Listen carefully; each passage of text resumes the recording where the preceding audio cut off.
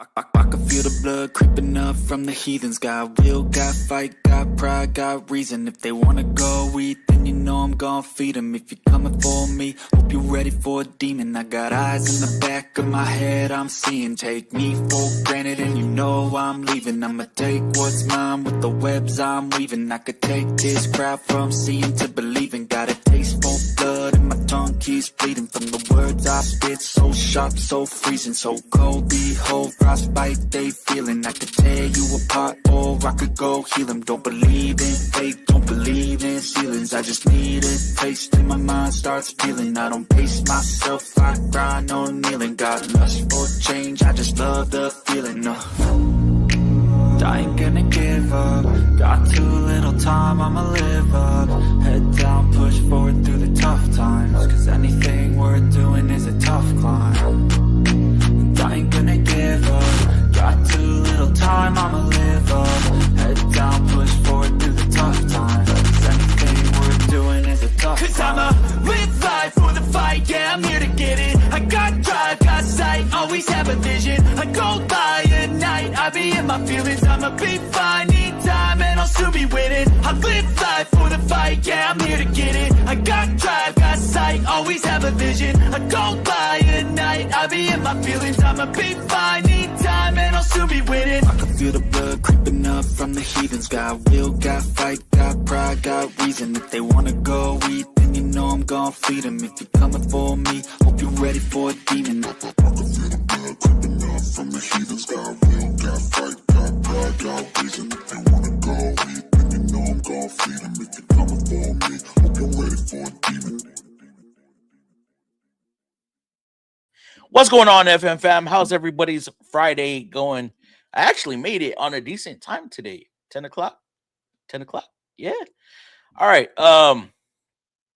Did I set this up right? What's the topic? Mechanics scared of customers. Should mechanics be scared of customers when we are trying to recommend repairs? Actually, can I get a mic check up in here? I want to make sure my mic's working before I even go on with this. Smash that like button. Please listen to Shannon, Mr. Shannon Dickinson. Appreciate that. Mic check, mic check. Appreciate that, Shannon. But yeah, should mechanics be scared to recommend stuff to customers, no matter what it is? I'll tell you one thing that I'm scared to recommend. Something that I am unsure of that's going to fix the vehicle. I don't care the price. It could be anything from an air filter to a rear main seal to an engine. I get excited when I'm going to recommend an engine or a transmission. Why? Because that's my job to recommend repairs. And for me, a mechanic's job is to work, right? We are there to work on vehicles and fix vehicles, not be scared of customers. Because if we're scared of customers, we're scared to recommend stuff, we ain't going to make money. Everybody that has a job, has a task to do, is doing that task to make money. Don't listen to anybody that says otherwise. Oh, we're there to take care of the customer. Yes, we are there to take care of the customer. But at the same time, we are there to perform a job and make money. How do mechanics make money? We make money by repairing vehicles. Ultimately, that's what we want to do, repair a vehicle. Now, we have customers that think we don't want to do that. Like when they're under warranty and they're complaining about something, an intermittent issue that only happens once a year. And we can't duplicate it. Oh, y'all just don't want to fix my vehicle. I pay $800 a month on this Nissan Sentra. First off, the price that you pay per month has nothing to do with us. You're paying $800 on a Sentra per month. That's a you problem, not a me problem, not a us problem, not the dealership's problem. But yeah, if we can't duplicate it, we're not going to waste our time on something we can't duplicate that's only happening once a month, once a week, once a year, every 10,000 miles or something. It's just unrealistic. We do, in fact, though, want to duplicate a concern. That way we can make a repair. Because if we make a repair, we're going to make money on that vehicle. As a whole, as a shop, as a technician, as the advisor, as management. Our main goal is to repair a vehicle, whether it's under warranty or not. Now that I got that out the way, scared. Hello, FM fam. What is going on, Shannon? Hey, Shannon, what's going on? Mark, yo, Fluff, and FM fam, how y'all doing? Chris, remind me if you want a link tonight to send the link directly to you. We ain't playing around with this email not going through shit again. Hey, Mark and Chris, what's going on? Appreciate that, Shannon, for the emojis. Hey, Shannon, please smash that like button. Yes, we got 7 likes. We got 16 viewers in here right now. So let's get that match. Yeah, Chris, I got a fresh cut. It's already almost a week old. I think I got this last Saturday. Mike check, appreciate that, Shannon. What's up? All Quick Wrench up in the building. How's it going? Appreciate that, Chris. Fresh cut, yes, sir. Hey, Dave. Only the ones that don't pay. Wait, WB, let me get this right. You're scared to recommend stuff to a customer that's not going to pay? How do we know they're not going to pay? Some customers have that trick up their sleeve. They're driving around a clapped out beater, and they may have come into some money, which is why they're there at your repair facility, because now they want to get something done. You just don't know. There's been times where I get in a vehicle and I see, a little bit of there, right, in the cup holders. It smells like dank, like some freaking tumbleweed. Interior's all messed up. I go to recommend stuff. They're not gonna buy it. Boom. Well, what the fuck? It's a 10-hour ticket. Hell yeah. You just never know.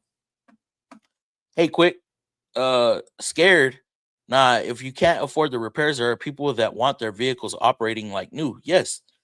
Like there's people, their vehicle could be $2,000. They need a transmission put in. It's $5,000 R&R for the parts and labor. They'd rather pay that $5K than to generate a monthly car payment. I don't know if y'all remember that 300ZX that my boy was doing a whole freaking engine rebuild. This customer spent like 13 G's. Y'all heard it. 13 grand to get her motor pulled, taken apart, sent out to a machine shop, brought back, installed, new parts, not only in the engine, headwork, all that stuff, so internal parts. Plus, she added more stuff to the ticket: suspension, injectors, water pump. She went and took her intake somewhere and got it powder coated. That 300ZX, that 9200ZX, or that 92ZX. No, I'm saying ZX. No, it's not a ZX. 300Z. That 300ZX probably worth more in sentimental value than anything, right? She spent all that money, and that vehicle, she could probably sell it for $3 grand, maybe. And she spent 13 G's on it, guys. 13 G's. And this isn't the first time. This is not the first time. She's been at our other repair facility, the one I quit, right? So the other Nissan store, she used to go there a lot. She got work done there all the time. Always bringing us Z1 import parts. Always. She didn't give a damn. She wanted her car fixed. That's her baby. So you can never be scared to recommend stuff to customers. I have 2 cars decline work, but have 2 others that are approved. That's just part of the game. We're in this to recommend repairs and hope that a customer is going to purchase something. Me as a mechanic, if I could get every customer to approve at least an hour of repairs per vehicle that I look at, I think I'd be pretty happy. What's up, Fluff? Been a while. Jason Brock, what's going on, my dude? Yes, it has been a while. How's it going? How you deal with comebacks? I keep my head up. I look at it, make sure it's nothing that I did, and if it's something I did and I can address it, then I'll address it. Um, but if it's something I faulted on, then I'm still gonna address it regardless. Comebacks are learning experiences, hands down. So you get a comeback, you just keep on rolling. Treat it like any other vehicle that you get into your stall. Check it out, make a repair, or recommend whatever you need to recommend. You got to remember, sometimes, a lot of times, comebacks aren't even really on you. A lot of times, if you put an engine in a vehicle and then now their check engine light comes on, it's not necessary. It might not necessarily be something you did, but their O2 sensor could have been failing. Was it hadn't failed when you put it in, when you put the engine in, but 2,000 miles later it's throwing a heater code. That's nothing you did. That's nothing you did. That's just wear and tear on the vehicle. What up, FM fam? What's going on, Supra? What's up, learning? Sorry, guys. Mark, you our veteran, learning. Happy Easter, everyone. Learning. Let's not bring religion and stuff like that into the stream, please. Hiyo. Their money everywhere, Fluffy. Time for a guy like you make it. Mechanics have given so much to the point of tears of blood. Women spend money if they. That's another thing. Women always think that we're trying to get over on them, and we're not.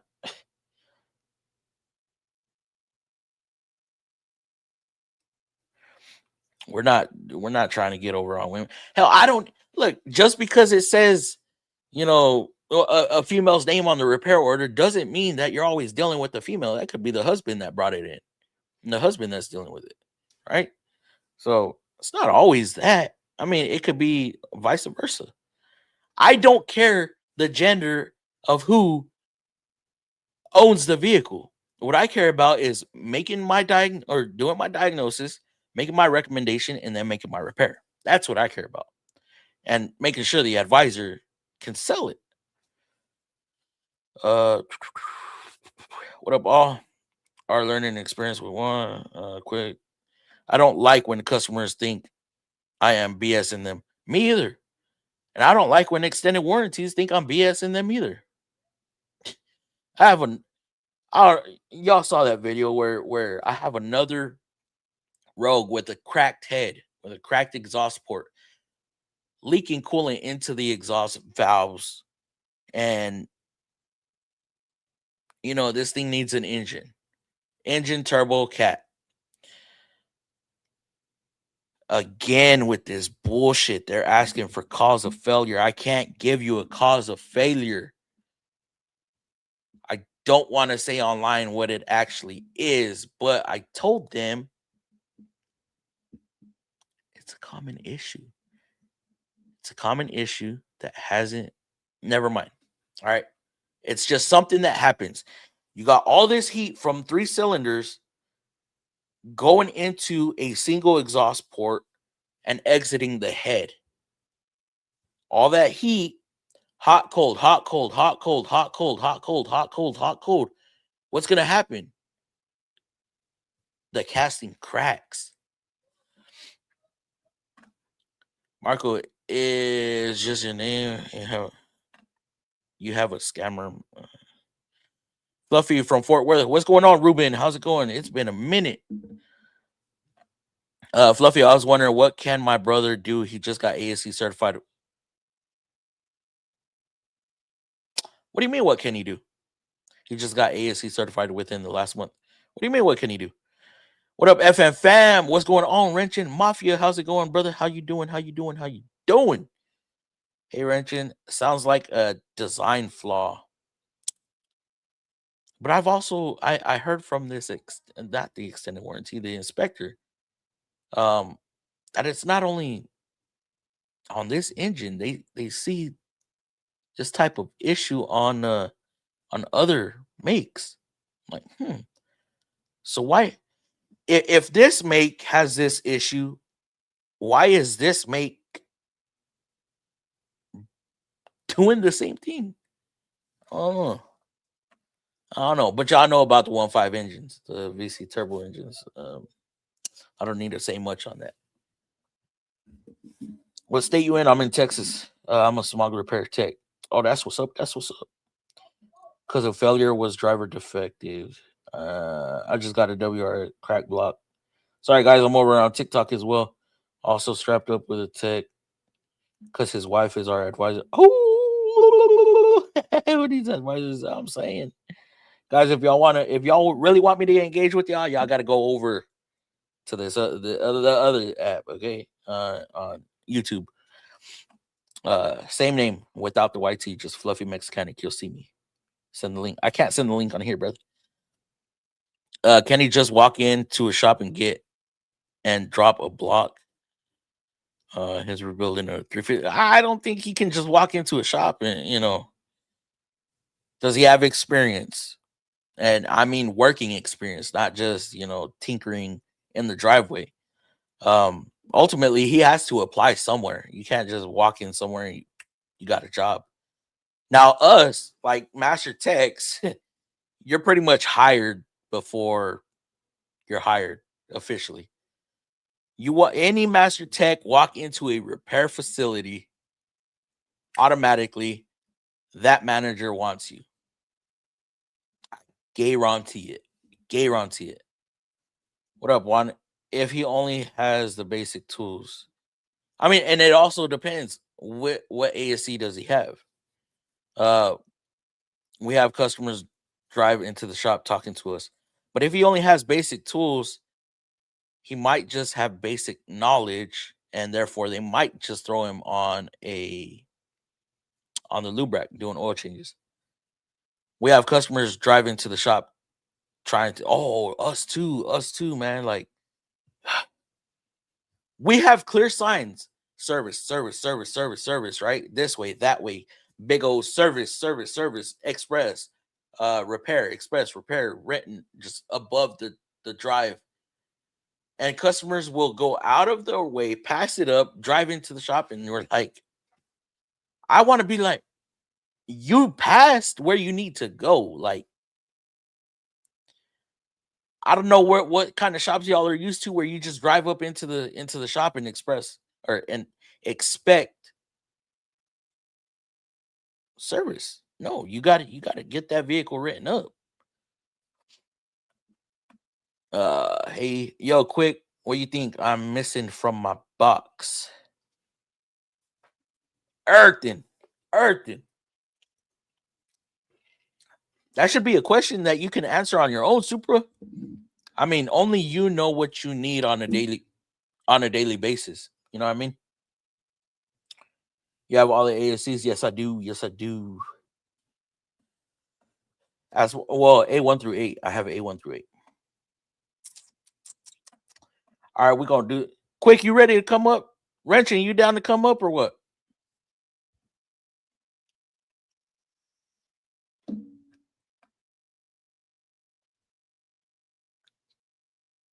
Oh, decoration wise. Like stickers and stuff? Why don't you wrap your box? Try wrapping your box. Customize it to your own likings. That's something I wanted to do with my big box, but I just didn't have if I'm at work and I'm staying late, I'm either working or making a video. Had a guy with 30 years experience, no certs, come in and right back out, not even after 2 weeks. Why is that though? Yo, I'm sure you diplomatically redirect them to the correct entrance. I go, yes. There's a service drive that you're supposed to drive up to. It says service right above it, and there's arrows directing you. So if If you want to go back out onto the street and then come back in, you'll see the directory.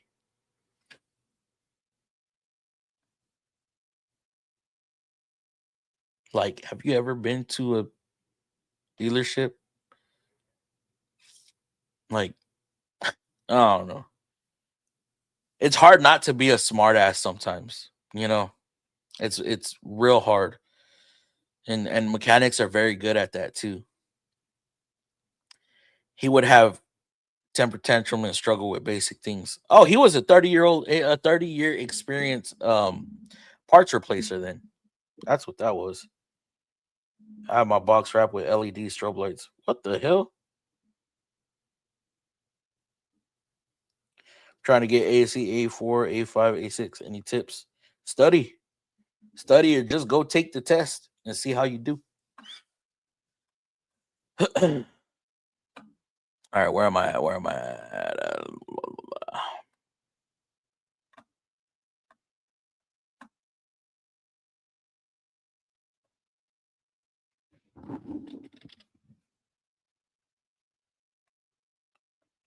Hey, Wrenchin, I'm gonna send you a link if you want to come up, brother. We ain't heard from you in a while.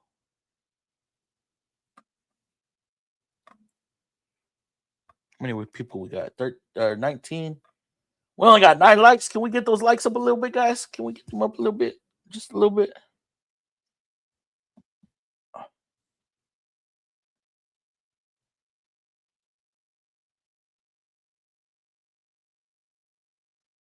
Oh shit.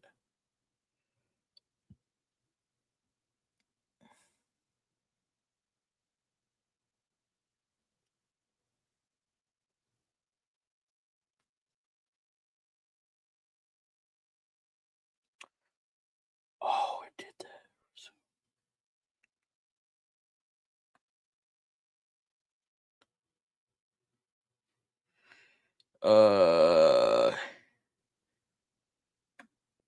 Look at that. Coco. Y'all know Coco? Colton? Coco from Flying Wrenches. So I don't know if y'all are familiar with this right here. This guy. Flying Wrenches. Y'all know him, right? Big Ford guy. Transmission rebuilds like crazy. Cab lifts and everything. Cab offs. They do a podcast. Nah, not a podcast, but more what'd you call it, Coco? A radio.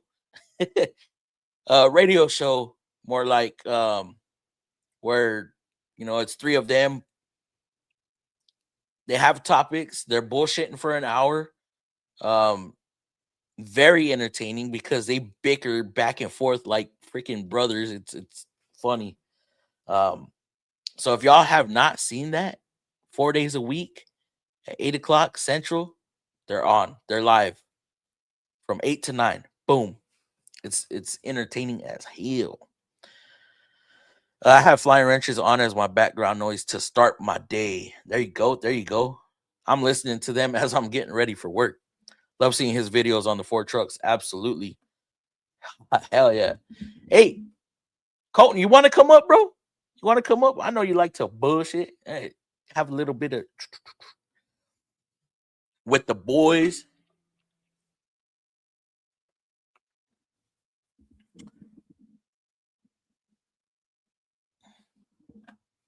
Just let me know. I would just need your email, or you email me. I don't know if I have your email or not.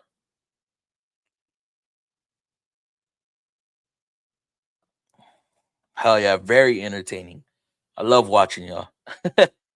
I don't always get to comment because I'm trying to get ready and stuff. Drop the kids off, come back, hop in the shower, drop the deuce, and trying to get ready and stuff and get my ass to work on time. But yeah, I hear something. I'm like, oh, time to chime in. You staying busy out there, Fluff? I'm staying busy to an extent.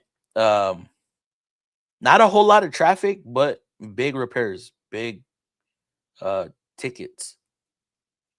Like I'm working on one. I'm not even scheduled to go in tomorrow, but I mean, if you have a chance to finish a 12-hour ticket and make your check just that more sweeter, right? To get over that threshold, I'm going in. I mean, it's some gravy motor mounts for 12 hours. I'm there. I am there. You live every Friday. I'm prepping my kid. Oh, okay. You're good. You're good. Yeah, I am though. I try to be. I try to be.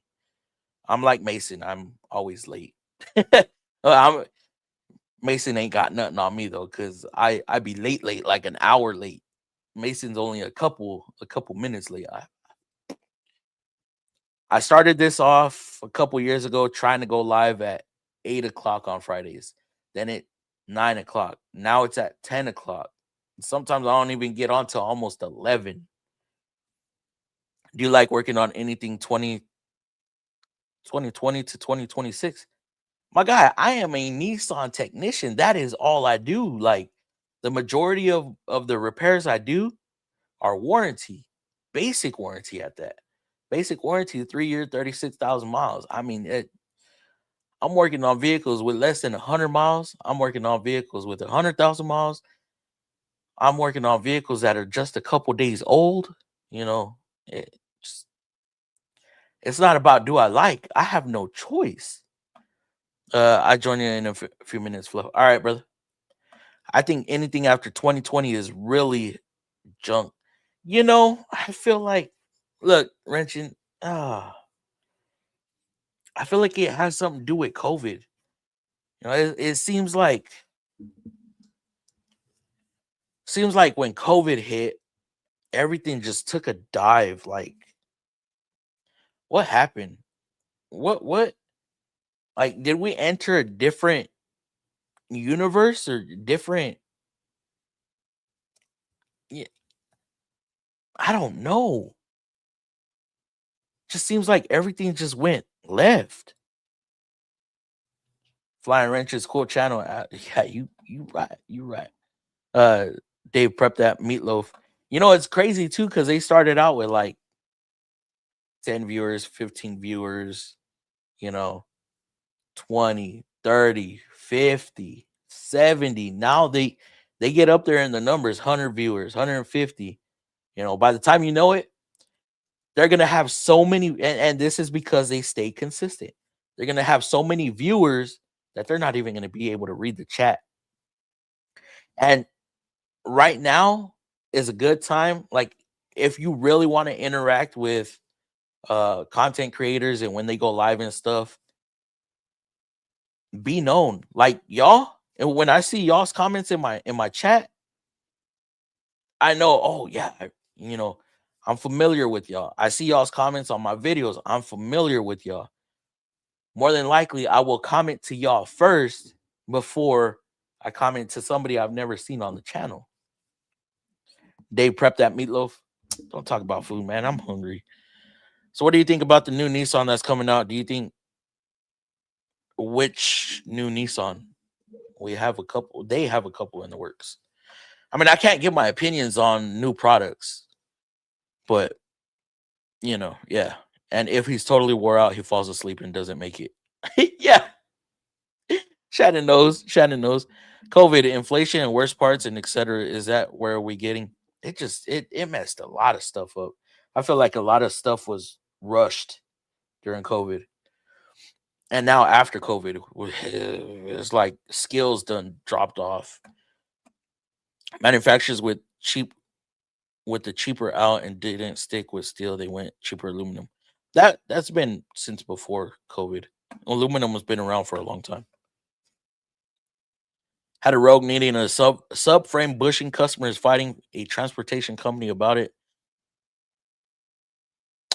Bro, those are so common. Those are so damn common. You step on the brake, like you'll tap the gas and then hit the brake, and you'll feel the whole thing just do-dunk, do-dunk. uh, Bro, I'll get one of those.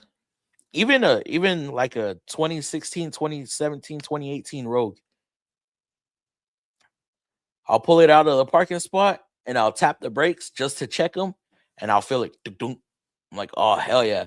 So I'll drive next to the Buddy's Bay, and I'll gas it just a bit just to get it to lunge, and then hit the brake, and you just see the wheel assembly clunk clunk, and they'll be, you fucking bitch, you got control arms, you got subframe. Hell yeah, damn right, I'm recommending that. We had so many new cars off the transport truck and in the lot with so many issues. Cars would get sold and had all these new fault codes we never seen before. Yes, bro. And that is where, and I was talking to my buddy the other day too. Like, we complain about all this warranty stuff, right? But when the vehicle is a brand new vehicle, new models, right? New generations or whatever, new tech in it, warranty kind of sets us up. And I don't mean that in a bad way. What I mean is we get familiar with these codes or these issues, right? And when it's under warranty, we're looking for tips and tricks on our own to try to see how we can beat the times. So once that vehicle is out of warranty and once these vehicles start getting aged, we're like, we see that code. Oh, fuck yeah, I remember this. Boom, boom, boom. Check, check, check, real quick. All right, it needs this. Oh, it's doing this. Oh, I already know it needs this. You know, oh, this noise. Well, I already know what that is. It needs this. And then we've already came up with our tricks and how to do it quicker, and you know what tools we need, and we're not going in blind, constantly going back to the service manual to see how to take it apart or how to test it or whatever. It's already in our brain. So when we sell it, customer pay, boom, we're set up. We're set up. Now, I'm not defending warranty. I'm just saying it sets us up for when the vehicle's out of warranty. How much is gas out there? We're tipping $4 right now. If y'all are in here, hit the like, hit the like, hit the like, double tap the screen, get them likes up. Let's get some views on TikTok. I sometimes think you guys may end up taking.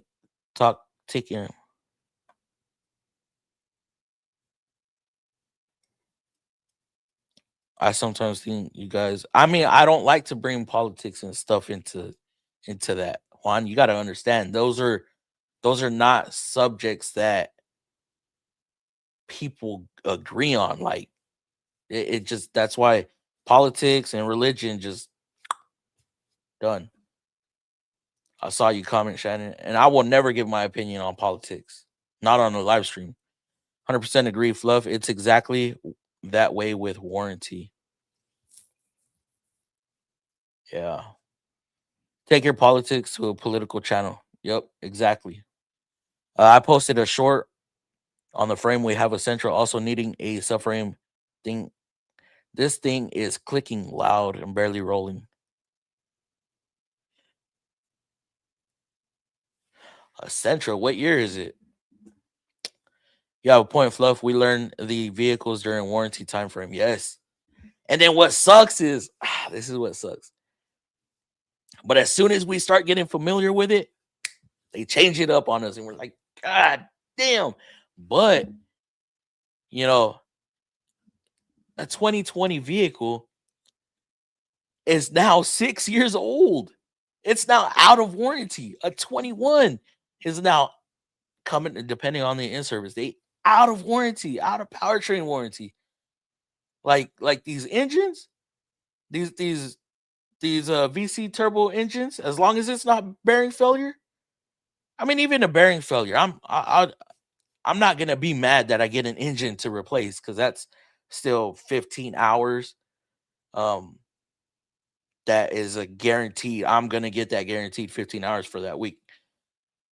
Now, how long it's gonna take me is a different story, because, like I said, we run a small team. So when we have waiters, for some reason, this industry has turned into a waiter industry and a waiter priority, when that shit just needs to go away. Waiters needs to be waiters no more.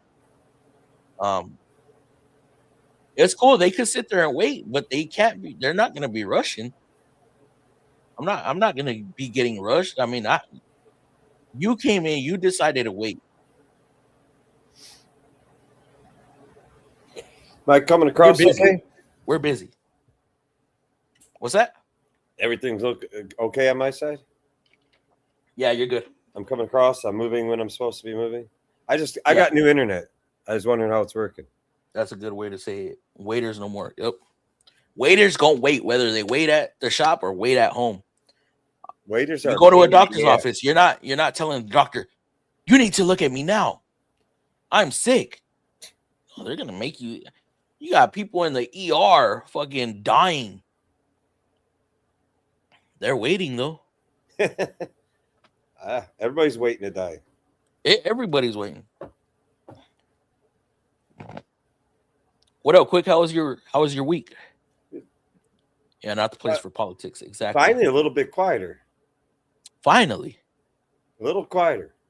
I think it was only a little quieter this week, though, because I mean, they make such a big shindig about opening day for our baseball team. So the last couple of days were quiet.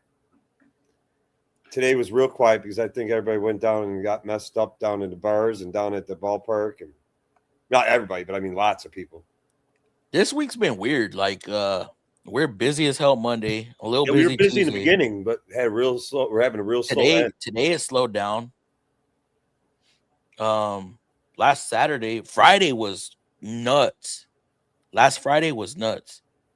This Saturday that just passed, it wasn't too bad. I've been it's like it's weird. I've been doing really good so far this week. I've been on an average of right about 70 hours a week.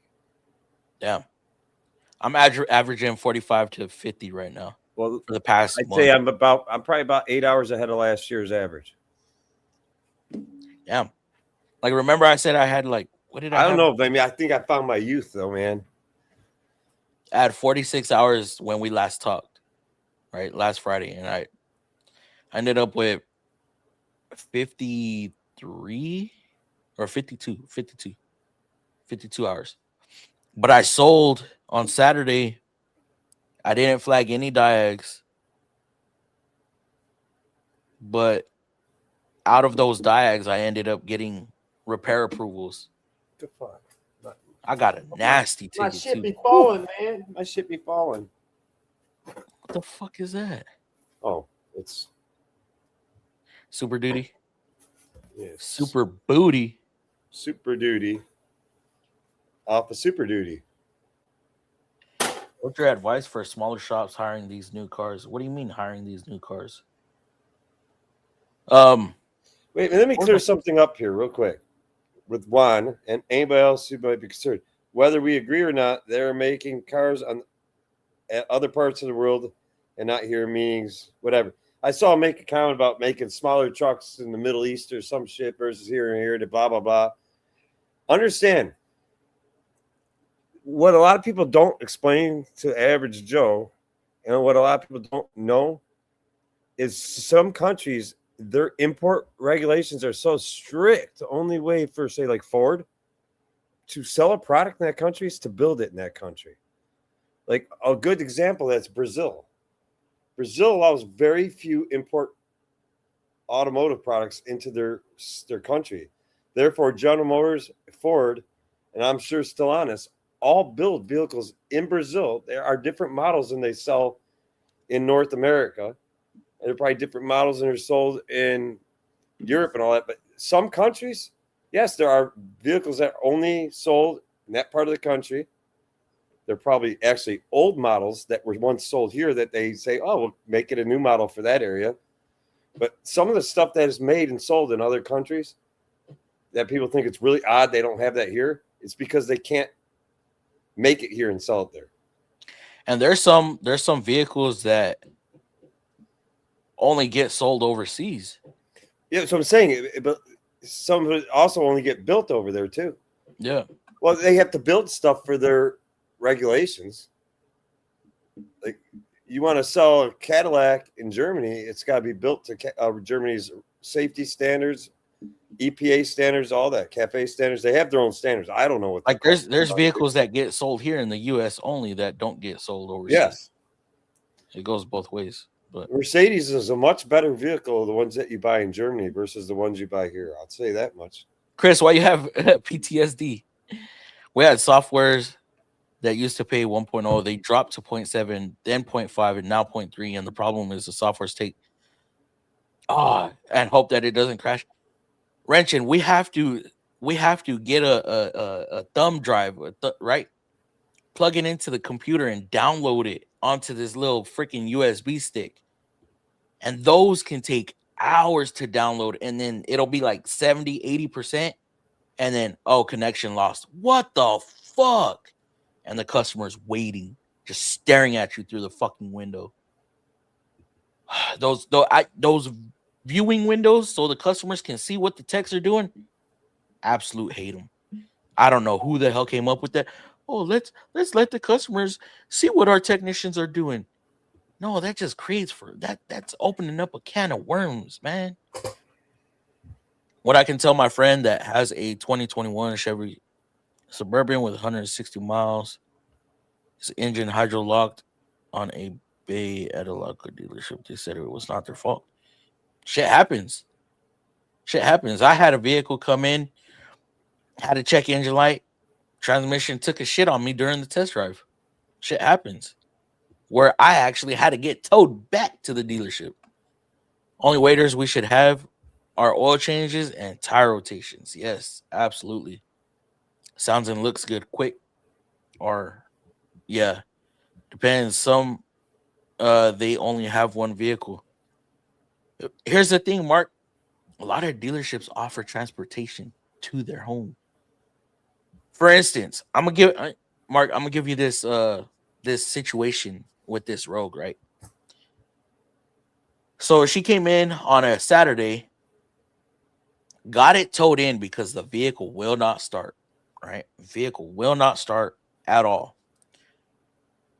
They go, hey, can you look at this when you got a chance? All right, cool. It was towed in. All right, cool. I'm doing a couple things. I'll get to it in a little bit. It'll get looked at today. An hour goes by. Hey, have you got a chance to look at that vehicle? No, bro. I'm doing stuff. You said it's towing. I mean, it's a no start. I mean, if y'all want, y'all could go out and test a battery. I mean, it could be a battery, right? Oh, well, we're thinking it's a starter because it you could hear the starter engage. It'll go, but it won't start. So we think it's a starter. I was like, wait. If it's cranking, it's not a starter. Is it cranking or is it not cranking? What's really going on? Oh, okay, well, it's cranking, but it won't start. Okay, that's not the starter then. Starter's working. We're gonna have to really look into it. Why what's the rush now? Oh, well, it's because she's waiting. You said it was a towing. Yeah, but they're waiting. What? All right, let me drop what I'm fucking doing. Let me go out there. Spray throttle body cleaner, right? To see if it'll fucking catch. Nothing. Okay, cool. Scan it. No codes. Well, I have running rich, right? I look at the coolant reservoir. It's empty. I pull the plugs. They're wet. I'm doing this diagnosis outside, like fucking 100 yards away from the shop. All right, let me see if we could get some of these guys to help us push it in. When we ended up towing it with another vehicle. Boom. Towed it in. I get water. Fill up the cooling system. Pressurize it. I'm looking down into the cylinders. One cylinder starts filling up. Needs an engine. I'm all, why are they waiting? Why are they waiting? It's a crank, no start. Why are they waiting? Well, it's her only vehicle. I get that. It needs an engine. What are we gonna do? What are they get? There's nothing we can do. I hate waiters or not. I do my damnedest to get people to go home. I really do. Yeah. Let them wait at home. Let them, go about their day. Get them. I tell them, I just say it like this: you can wait. Everybody's going to wait, no matter what. Excuse me. Even the waiter that isn't waiting in my shop is waiting. They're waiting at home. They're waiting at work. They're waiting somewhere. They're always waiting to get their car back. Sometimes they're waiting a week. If you're a Ford customer, you're waiting 3 weeks to get your car back. I'm joking. No, I'm saying everybody's waiting, but you'd be much more comfortable not to wait here. That's how I like to explain customers. You'd be more comfortable sitting at home, watching TV. Your phone is charged. You can go and get free snacks from your fridge. I try to get my service writers to do their best to explain to a customer, Well, that's my only car. That's their only car. Okay, what if I come back and say the engine's dead? The engine's 2 days out. Say they even want to fix it. Say I tell them it's 12 grand for a new motor. Motor's locked up. I won't have the motor for 4 days. Are they going to still sit there wait? I haven't got the engine job yet, Felipe. We're still waiting.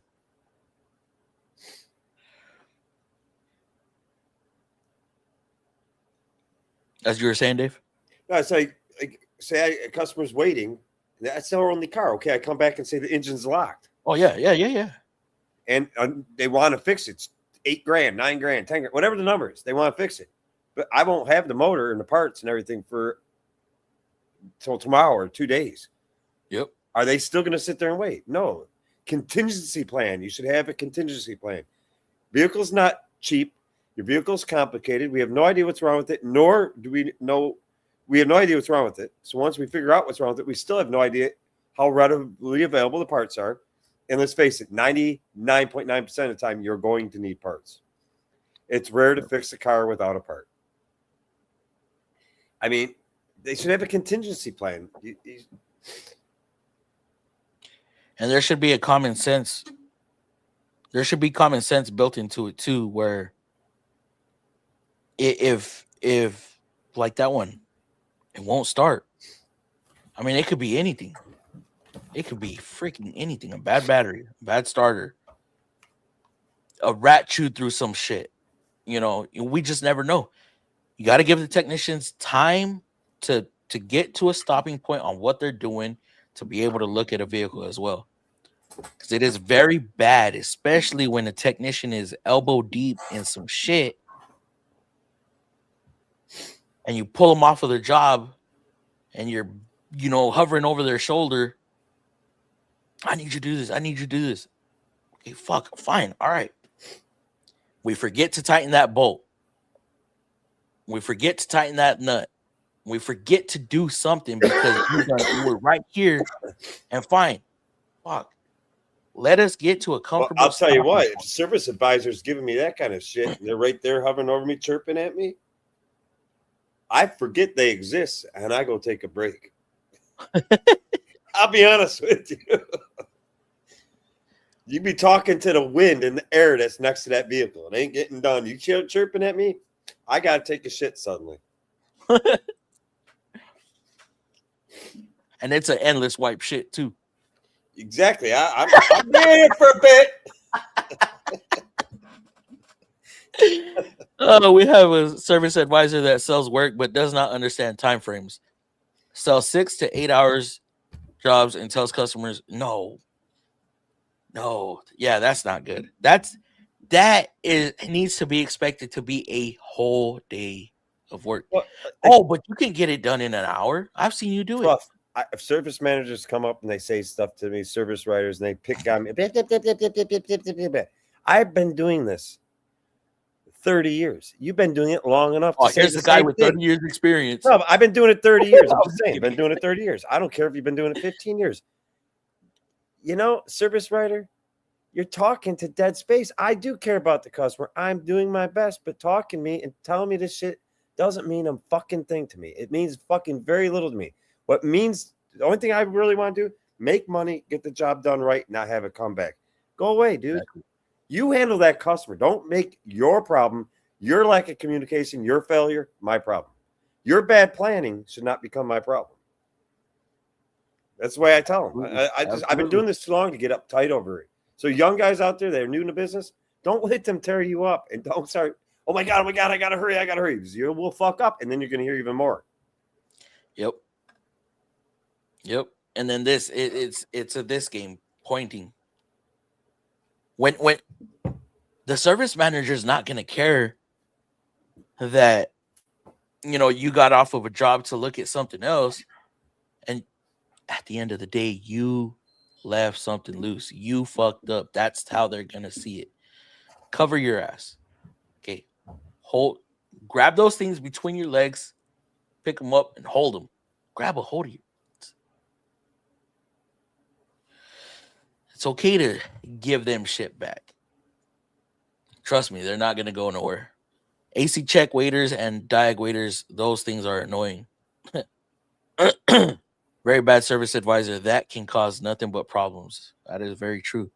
Well, if the car needs to stay overnight, which is usually the case, they need to find a ride home, or if they stay and wait, doesn't make them the priority to skip people who dropped off.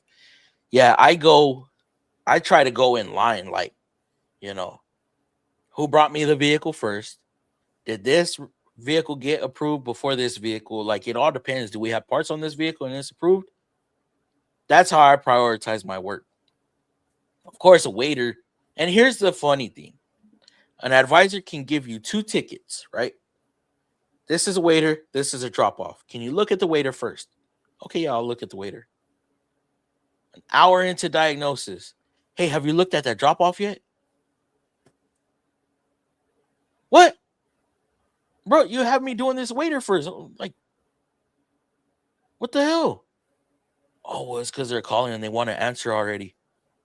Tell them they're next in line. We're getting to it. We'll let them know by the end of the day. At the end of the day, they will have an answer by the end of the day. If you let me finish the vehicle that you said was waiting, the quicker I can get onto that other vehicle, get it diagnosed, and get you an answer. It could be 15 minutes from now. It could be 2 hours from now, but you'll have an answer at the end of the day. Yeah. Imagine getting a haircut that at 80% done, they stop. Oh my goodness. Yes, Mark, because another appointment came into the barbershop. I like how you put that. Remember when these first 1.5 VC turbo issues were coming up? Oh, the first one in the shop and bearing failure made it. Yeah, yep.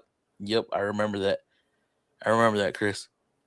When you quote a huge bill for a customer, you have to spend how much extra time collaborating with parts and your service advisor for a customer just to tell you to pound sand. Just a thought. I actually don't spend that much time doing that because usually we build a big ticket. It's on a car I frequently work on. So I kind of know, in the service writer, we're real quick at pricing it out. So it's usually not that big of a problem.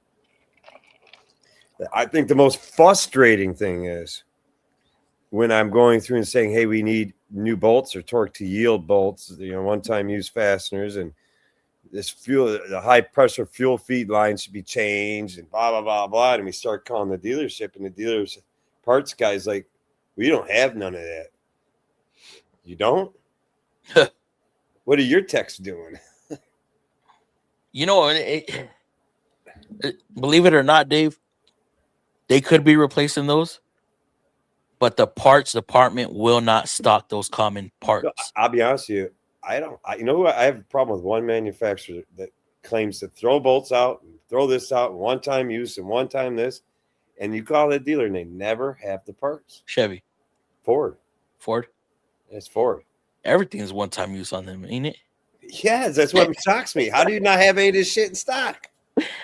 Yeah. The whole fucking they won't vehicle. sell it to me. The only thing that's not one-time use is a damn radiator cap. True. Get the radiator cap, take it off, throw the whole car away, bring a new car in, put the radiator cap back on. Boom. That's a bad hair day. Raymond, or what was I gonna say? Fuck.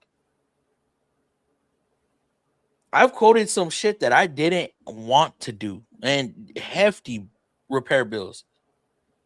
And I'm like, man, I hope they don't sell this. Man, I'll charge like 2 hours just so it could be too expensive for them to fucking do. It's a 1994. Those are the ones that always buy. Yes. Those are the ones that always say yes. Fix it all. Valve covers on a 3.3 liter Nissan engine, right? 3.3 on like the Pathfinders, Xtera's, Frontiers. Valve covers. I fucking hate them. Those intakes are dumb. Hate doing them.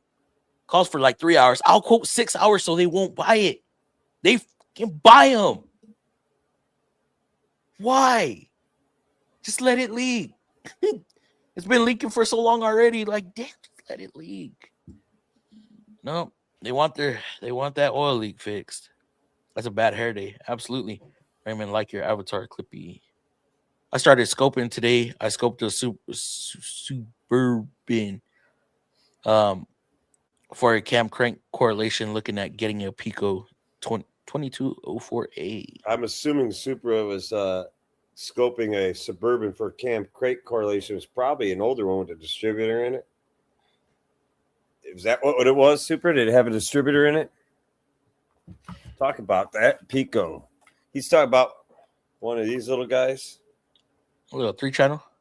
It's a 2-channel. This is not a 2204. It's a 2205. I saw 3 lugs. I forgot about the ground. It's a 20. One of them is actually a signal generator. Oh, okay. One's a ground. Yeah. It's a 2205. But for automotive use, this does no better than a 2204. It'll get you started, get you familiar with what you're trying to see. It is not a Pico auto scope. It's not an ATS scope. It's like, how can I say it? It's like original PlayStation versus the newest PS5. I mean, this would be like the original PlayStation right here. It's only 8-bit resolution versus like say 12-bit, which makes a hell of a difference on the vertical resolution. I treat drop-offs and waiters the same, period. Absolutely. Dave learning. You know, Chris, I had a waiter. Okay, right. This vehicle is under warranty, right? Of course, we have to run time on warranty jobs. Diagnose and repair. I know you saw that damn email or whatever where now we have to separate our diag times from our fucking repairs. So you run time for your diag, punch off, let a little bit of time go by, then you punch back on for your repair. Well, it comes in volume issue, right? Oh, okay. Get some fucking cleaner, spray in the knob, do the twisties. Took me 2 minutes, right? Get paid. I'm running 30 minutes on it as a repair. I ran 2/10 diagnosing and then half hour repair. So we're trying to get this fucking broken compressor bolt, which y'all saw, a broken compressor bolt out, and the customer's complaining because we haven't touched their vehicle in 20 minutes. Well, sir, we're trying to follow protocol. I have to run time on it. It's done. We're just waiting, because if you drive off, you sign on the freaking printout, and I'm still running time. If we get audited, that's our ass. So, you know, that's bullshit though, all the way. Why? You shouldn't be fucking flat right then. Now you're hourly. yeah. It's a manufacturer bullshit thing. Yeah. The manufacturer is ruining this. Manufacturers have been ruining this industry for a long time, and I hope they're close. Like, everybody keeps telling me they're close. Everybody keeps telling me it's close to blowing up in their face.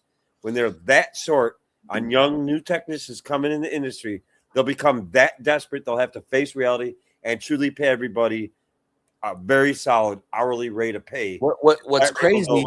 What's mind-blowing to me is they want to see time ran and one-time use parts installed for the proof that the vehicle was actually repaired. If you don't see another RO on that vehicle with the same concern, obviously it got repaired. We sent you the core back. Well, it doesn't mean why do we have to matching times on printouts and shop? But I mean, most likely it would get repaired. I mean, like our DTC printouts, we have to be clocked in on the ticket, and that printout time has to match the time frame that we're clocked into the vehicle, or else we don't get paid because it's not matching. A battery test, right? We'll get pulled off of a vehicle. Hey, can you test this battery? Okay, test it. Boom, it failed. Okay, let's put a new one in real quick. While I'm doing an engine, running time on an engine. So you want me to clock off this engine, clock onto that? We forget we're human. We, do a simple task real quick. Okay, boom, done. The vehicle got repaired. Why do I have to run time on it to prove that I worked on it? I don't understand that. Yep, it's like when you're interrupted in conversation, you lose your train of thought, but except you are working on a complex piece of machinery. Yeah. Or Chris, here's one I fucked up today on. Customer hit a curb, it's doing the Lightning McQueen ka-chow, right? Got one tire this way, one tire that way. I get under it. I get my fat ass on the ground. I'm under the car looking what all's fucked up. Strut, axle, sway bar end link, control arm, hub bearing, rim, all that. I go to quote it out and I'm quoting everything. I forgot to quote the fucking strut and the customer bought everything. I forgot about the fucking strut because I got interrupted while I was writing my estimate. I lost my train of thought. So now it's gonna look bad on me when I go in Monday. Oh yeah, you need a strut too. Sorry. Interrupting a tech though, like Chris is saying, is you ever see a receptionist? Everything that's wrong. You ever see a receptionist or nurse run into a surgical room and tell the surgeon, I got a fucking waiter in emergency right now that's got a fucking banana stuck up his ass? No, he ain't leaving for that. You ain't interrupting nobody for that. And it happens so often, so freaking often. Not only by advisors, but you get interrupted by other technicians too. Like, hey, Fluff, can you help me out on this? Yes, just let me set this up real quick. Let me tighten these couple bolts, and I'll be over there in a minute. Hey, Fluff, you said, hold on. I'm getting there. Like I said, I'm going to tighten these bolts up so I don't forget. I'll be over there. You already fucked it up, so it's not like, just don't do anything. Don't fuck up no more. Ford vehicles are one-time use. Yeah, the whole vehicle. I got 06 Taurus. Oh, what? Only one time. Except the Crown Vics. 0308, I believe. What was that? A Sentra? Just something to start, learn good and bad waveforms. It's $200 on Amazon. Man, I wish I knew more on the Picos, but I don't. In my opinion, like if I have to get that deep into it, like Nissan's not gonna pay me for it, but they encourage it. But Nissan ain't gonna pay me for that extra time of using the Pico. Dude, I won't even install a license plate bulb without scoping out the socket for the bulb, making sure that the signals are power, ground. How long it takes when you turn the switch to. Yeah, I need to know how many milliseconds it takes before I receive power to the. You gotta test.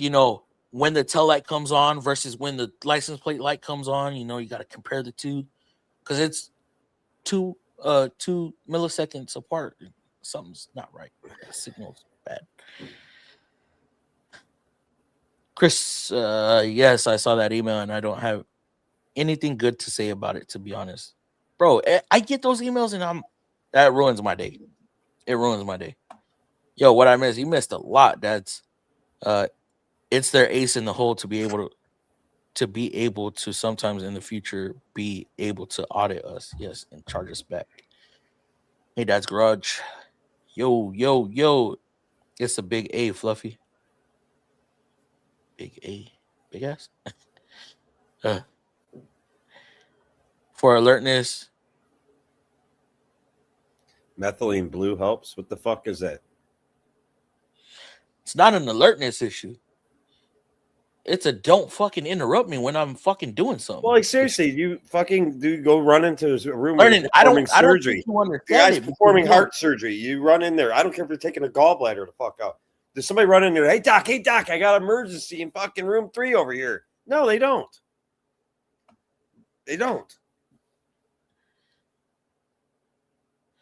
Can you help me? But they didn't even read the service info or try. That fucking pisses me off. Off. Or when they fucking do something stupid, like take the fucking crank bolt out because they're gonna put a new freaking harmonic balancer / crank pulley on 1.6 liter Ford fucking Transit Connect, and they didn't read any service info to find out the crankshaft's not fucking keyed. Oops. Don't touch shit. Don't turn the key. Dumb shit. Leave it there. I'll be down there later. My kid has a Crown Vic. Put some pipes on that thing. Let it sing. 2007 Suburban. Is it throwing cam crank correlation issues, Supra? Kind of cool, Shannon. Like curiosity. 2007 is distributor list. That's 6:30 in the morning. Fuck that. I'm barely gonna be done doing this at 6. No, I'm just kidding. I ain't staying up that fucking late.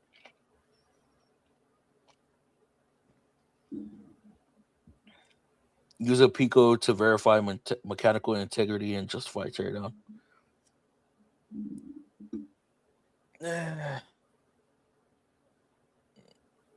Sure. I mean, you're speaking on like what, timing issues? TC Chris, good night.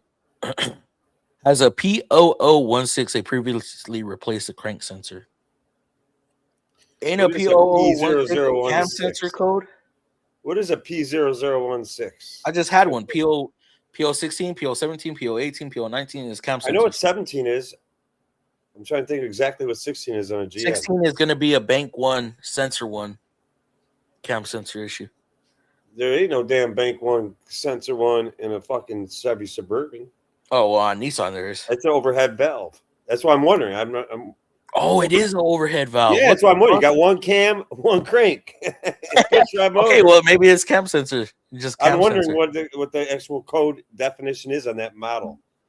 That's not something that I would normally see on. Hold on. Suburban with a 5.3, 6.0, or 6.2 or 4.8. Every truck probably just needs a freaking cam crank correlation relearn. That's what I'm thinking. There's a very good chance that's all it needs. Has a 5.3, 4.8, 4.3 Supra. It's either a 5.8 or 5.3 or 4.3 or 4.8. A 4. I don't think they even use the 4.8. Just go. We'll just either 5.3, 6.0, or 6.2. P code. P0016. With LY6 L76. The cam actuators get sticky. The camshaft actuator, reluctor, can also slip on the crank. Otherwise, the cam pin can be shared and the crankshaft key can be shared, especially if the balance was under torqued. Ooh. Yeah, see, PO16, crankshaft position, camshaft correlation. That's what it is. Cam crank correlation. Like he said. Later, Chris. Cam actuators get sticky. Crankshaft reluctor can also slip on the crank. There is no camshaft actuator on that fucking engine. That would be in a Suburban.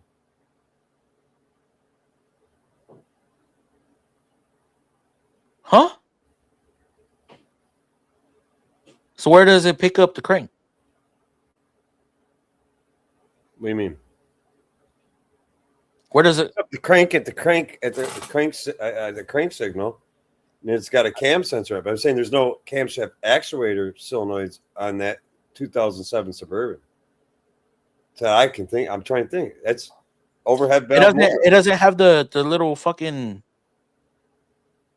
What is it called? It's not a variable valve timed engine. Oh, it's not. Not to my knowledge. It's straight up timing chain driven with no special shit in it. Doesn't the LS have variable valve timing? On the camshaft? Man, it looks funky. I don't think on that engine that would have been in a Suburban. Yeah, they had it on the 5.3s that went in, like the SS Impalas. They, I think, had it on the 6.2s. Well, there he goes. Dad's got to say 6.2 maybe. I don't think on a 5.3 in 07.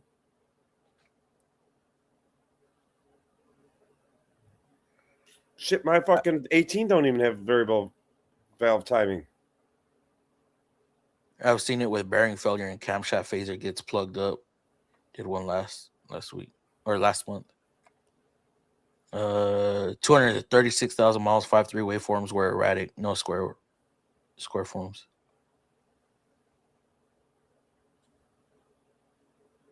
I mean, it could be all gunked up there then. On something, what when you say waveforms, what were you actually looking at? Were you looking at camera crank position? Which one was not showing you a Wait a waveform? minute, you got somebody says they're a GM Master Tech here. Yes, sir. Single bolt. Yes, sir. What does that mean? Single bolt. Yeah, there is. It's on the cam single bolt. 07 had variable cam timing, if I remember correctly, or maybe it was 6.2 I'm thinking of. GM Master Tech here, yes, sir, single bolt. For sure had one.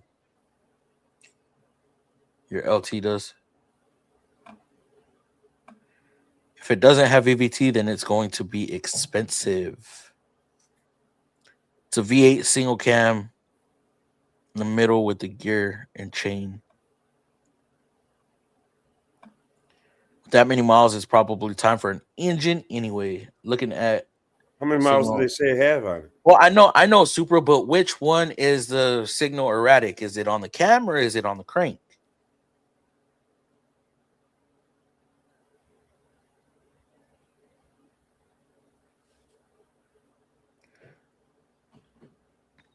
Single bolt cam has the phaser actuator. My son is tearing up his damn room. Fuck.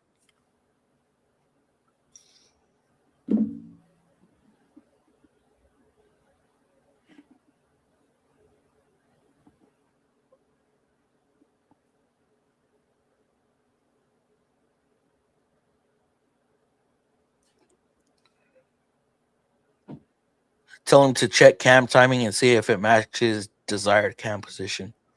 Yeah, it's Heard that, Cooper? Yeah, it should have a plus or two. It's got to be within plus or 2 degrees, or it's going to set the code. If I'm correct, it's plus or minus 2 degrees, or it'll set the code. Yeah, you should be able to see that on a scan tool. Signal being faulty. Or here's something also, Supra. You said they put a crank sensor in it? Where was that? They previously replaced the crank sensor. they put a Temu crank sensor in that bitch.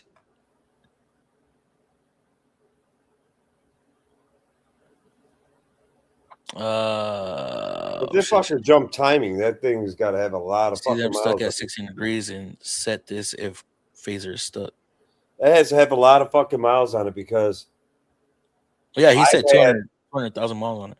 Dude, that's not that bad. I've had multiple Chevy trucks over the years, personally driven and owned that with LS engines and so on and so forth. I ran for over 300,000. I never had my chain jump.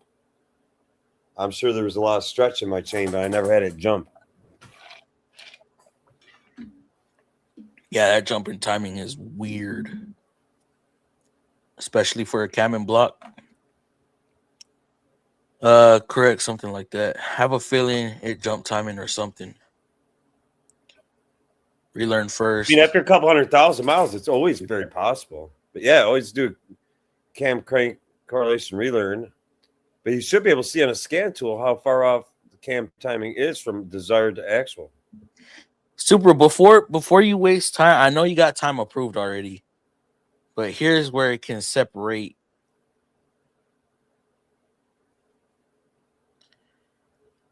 Look, ask them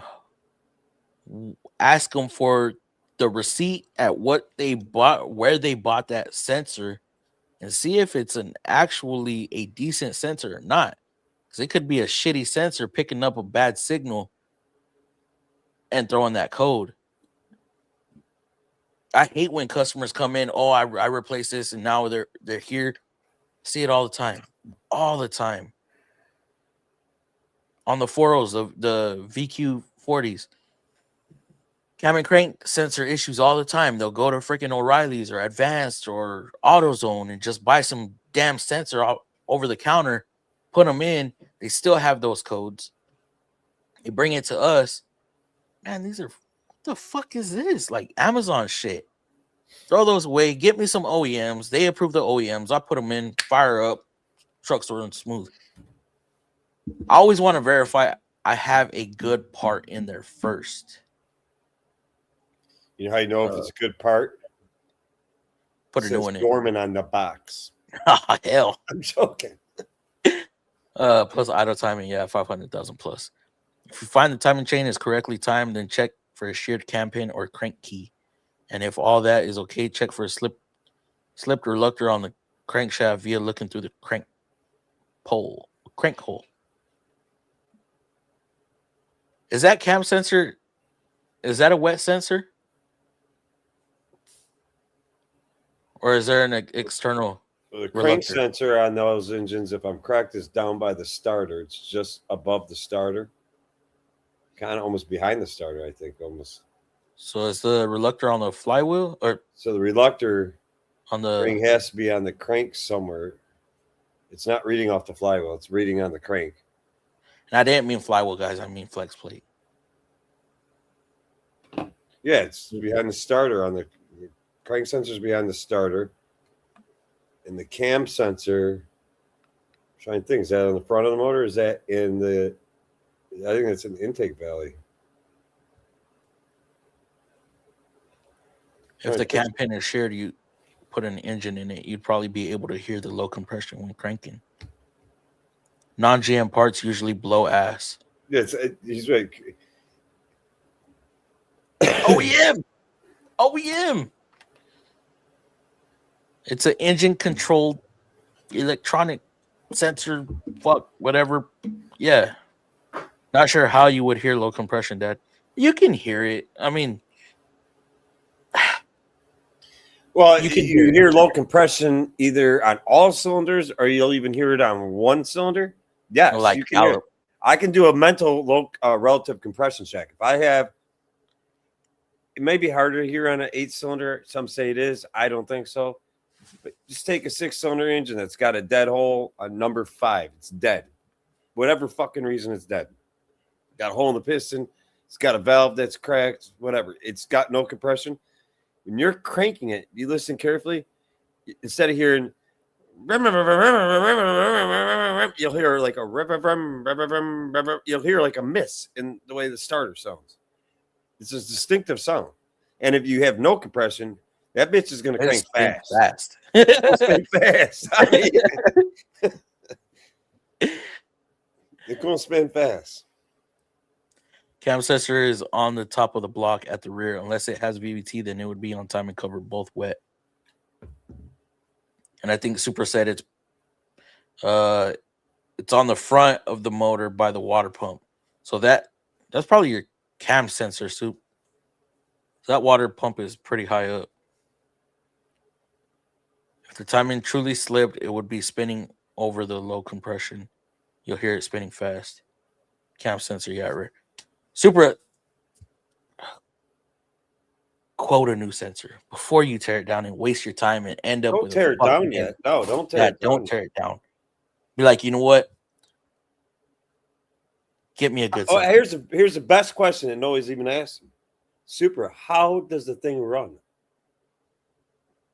Oh yeah, does it even Who run? gives a shit about compression? If this thing's running like a champ, we ain't got a compression problem. You're right. I mean, we haven't even asked. How's the fucking thing run? He didn't even mention that, right? That's what I'm saying. Does it run? Does it run like shit? I mean, we just chasing the light. We chasing the code. What are we chasing here? I need him to be my advisor. He needs to be my advisor. He asks the right questions. Well, fucking, if it runs great, I mean, I'm going to go after, if it runs great, I'm definitely looking at electrical failure, electronic failure. There we go. You know how you fix this car, Supra? It's almost 20 years old. Electrical tape over the light. It's cheap, easy. Sorry, guys. That diet guy. So an LS setting cam crank code or it runs normal, no misfires, codes, nothing. Yep, y'all hear it. Use pressure gauges, test cylinder. I gave.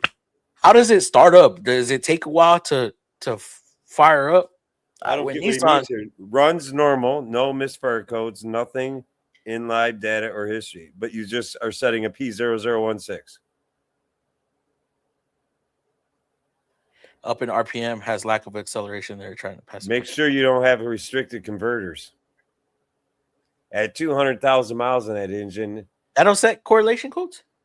no, but I don't know what happens when you breathe. I'm just saying he's When you talking try to about acceleration issue at higher RPM.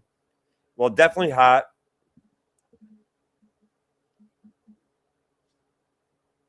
Yeah, we need all the information because I mean, like we were going after all this shit. We didn't even know that it pretty much runs.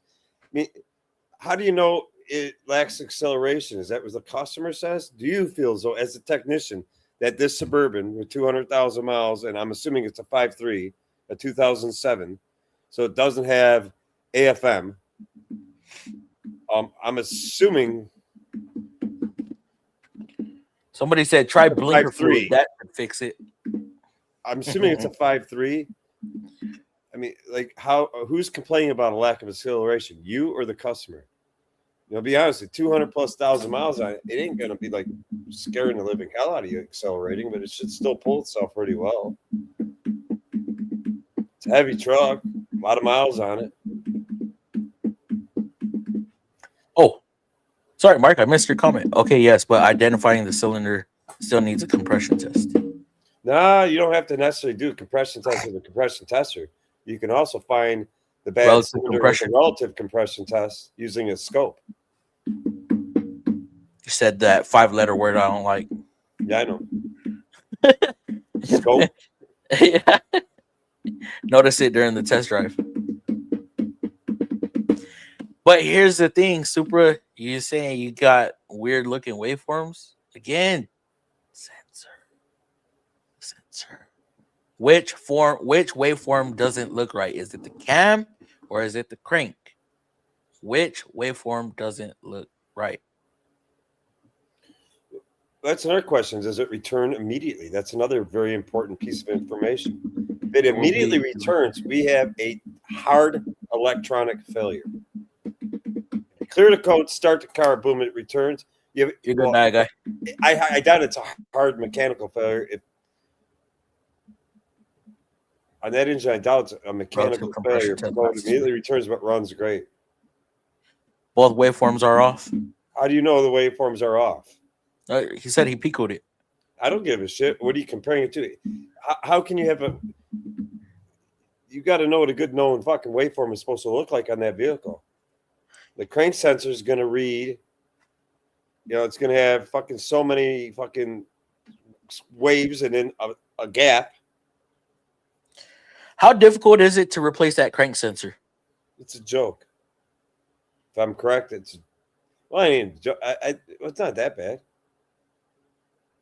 It's up by the starter, behind the starter. I mean, fucking these engines are a dime a dozen, right? They're fucking in everything. I'm just curious. I was talking about 07. Get a we have a lot of rust buildup. Do we have a lot of rust buildup that the new sensor is not sitting deep enough and close enough to the reluctor wheel, and it's just losing a little touch of a signal here and there. I've seen that where the surface that it slides down, it sits on. Yeah, it's like a wheel speed sensor. You ever seen one get too rusty?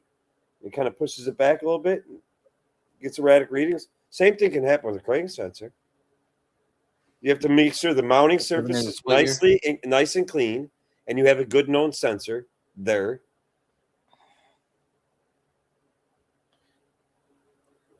I mean, the sensor's not a pain in the ass to change. It might be like the original one, but if it's new, it shouldn't be a pain in the ass. The original one could be a pain in the ass. It could be stuck in there. We're talking about damn near 20-year-old vehicle. But they said this is so it's not old. This is my recommendation. Super. If you have another Silverado, Suburban, whatever the fuck on the lot, on y'all's lot, go snag the sensor off of that one and throw it in this and see what happens. See what happens. If the signal is not square wave, make sure your sample rate isn't too low on your scope, and make sure the signal filter is on.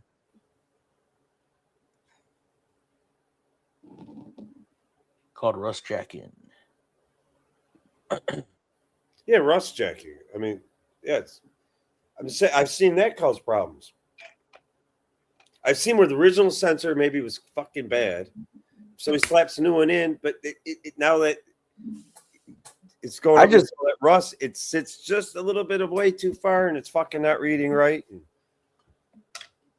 Like I said, I don't trust. Oh, we just had this replaced somewhere else. And, well, I mean, do we know it's been replaced? What, you know, code being set is crazy. Code being set, Dad's Garage said we cause a rev limiter. I believe he said something about that to activate at a certain point. But I mean, if everything's running pretty good for the most part, if it's a Matco scanner, it's a launch, and I'd have to trust its accuracy. What do you mean? Why would you discount its accuracy on a scanner? I thought we were talking about scope. The scope should never be inaccurate. The scope is supposed to display what's occurring with fucking voltage right here and now over time. Do you work tomorrow, Supra?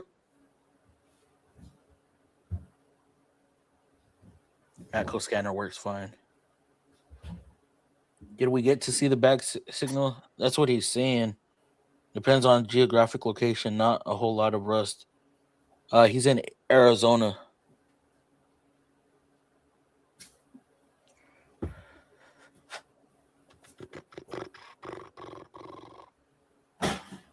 That scope comes with the Matco is also good. Oh, the scope that comes with the Matco is also good.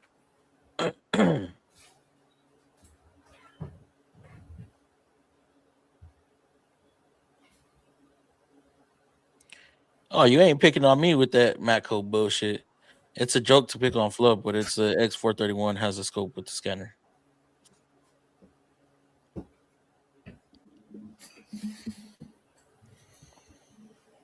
My Matco tools are outdoing Snap-on tools. You heard? My Icon tools are outdoing my Icon tools are outdoing Snap-on. Well, the scope that comes with Matco is a launch scope. It's probably a. He said it's an X431. Yeah. Okay. So the scope that comes with that, it's so scope. It does a good job. And vertical resolution ain't the greatest, but it does a job. Folks, I'm gonna hit the sheet. My honey has it. That's probably. It does a job that comes with the scope. We have one of those at our shop, a 4-channel launch scope.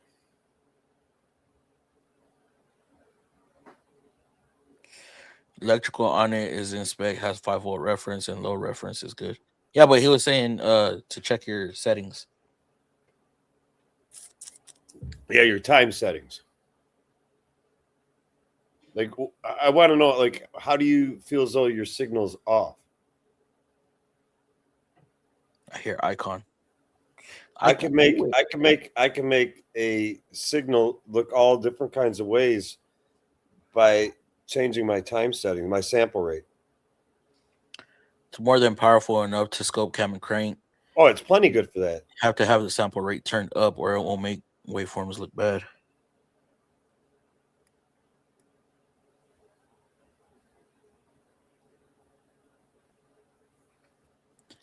I mean, you should see a decent sample at 10 milliseconds.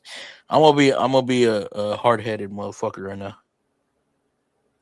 Change the sensor. Change the sensor. It makes sure the surface is nice and clean that it slides up against, and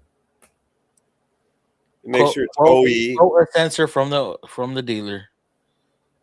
Because if you tear this thing apart and you find that's another question. Let's go back to that. That's what I said. Why did they change the crank sensor in the first place? Who changed it, and why was it changed? What is the problem? PO 016 on an 07 Suburban with the 5.3. Was the crank sensor originally changed to try to solve this problem, and it still didn't solve it, or has this problem occurred since the crank sensor was changed? And what's funny is people will have the issue, they replace it with a shitty part, and still have that issue and think it's something else when it's just the part that they installed. A P016 won't be electrical problem anyways. It's mechanical correlation code. Well, if the sensor's giving not- a bad yeah, it's info to the computer, yes, it could be electrical or electronic. If anything sensor-wise, it's only giving info to the computer that's supposed to be the brain. So if the info it's giving it's wrong, We already have the timing chain kit and sensors ordered. Oh, so you already got sensors for it coming? Do yourself a favor and only install that sensor, nothing else, and see what happens. You won't be wasting much time just by doing that sensor. At least if you replace the sensor and it still does whatever it's doing, you're like, okay, fuck. it's got over 200,000 miles on it. It could be a Warren chain. Likely set a performance code. I agree with you, Dad's Garage. I'm saying that with electronics, anything's possible. What's funny is I have a P016. I have a P016, 17, 18, 19 in an Envy with a V8 in it.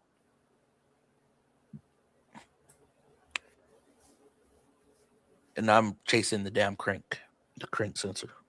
Yeah, honestly, at 200,000 The crank miles, sensor code has priority over the cam sensors. honestly, at 200 grand on this thing, Supra, if the thing is in really good shape and looks really good, it wouldn't be a bad idea to slap a new timing chain in it anyway. I'm sure it's stretched. Felipe, it's a 07. And somebody replace a crank sensor. 10 volt, 20 milliseconds. 20 milliseconds is good to see a signal like that.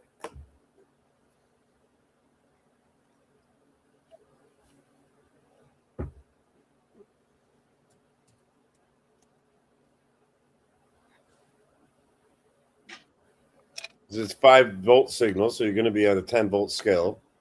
20 milliseconds.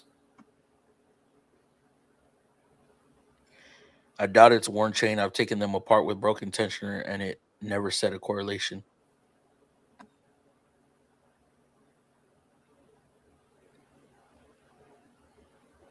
$236 miles. Cam signal falling edge is more than 11 degrees or more than 14 degrees from corresponding crank.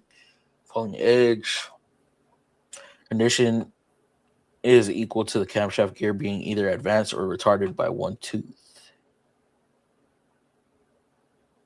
But we don't. The question too is maybe did somebody put a chain on it? On this son of a bitch? Yeah. I mean, has it had a chain put on it? All this has not been covered. I mean, like we waited way too long to ask how does it run. Took us way too long to ask how does it even run. If it has VVT, I'm voting sticky cam actuator. If no VVT, should pin. Super, come back Friday.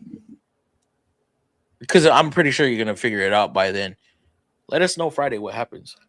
What you find.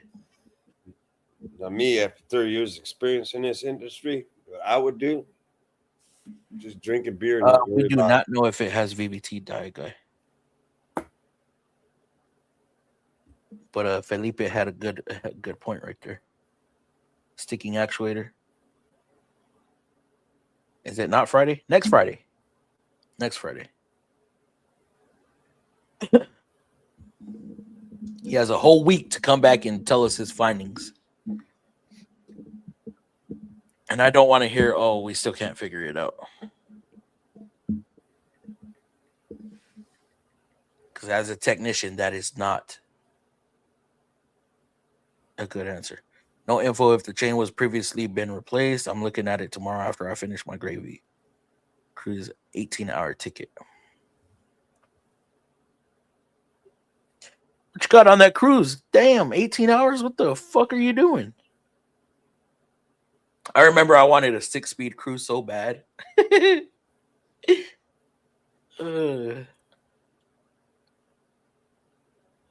Super, I want a follow-up too. Oh, and by the way, if you're going that deep into it, replace the oil pump. 07s were known for faulty oil pumps.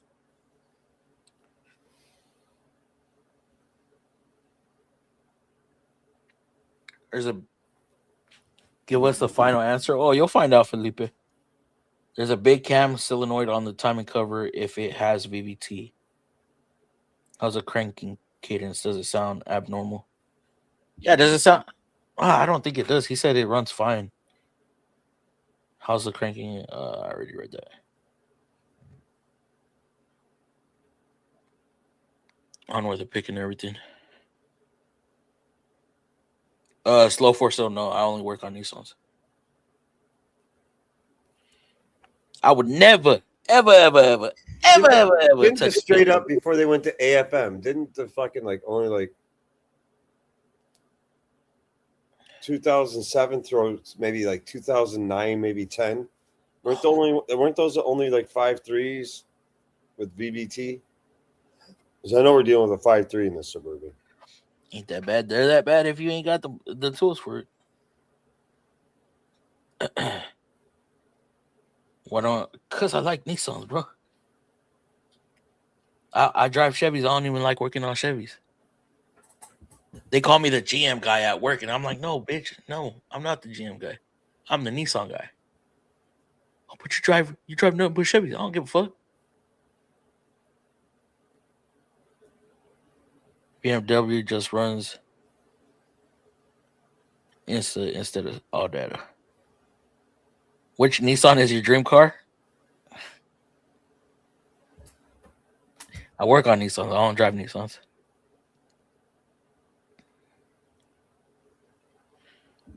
Where's Super? He's still up in here? I asked, what you doing on that cruise, bruh?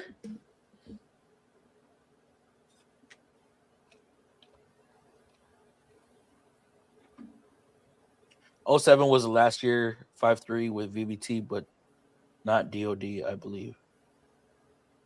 I think VVT on a 5.3 was 2007-ish through 2009 or 10, and then they went to AFM, Active Fuel Management, and then they went to DOD in 2019, if I'm correct.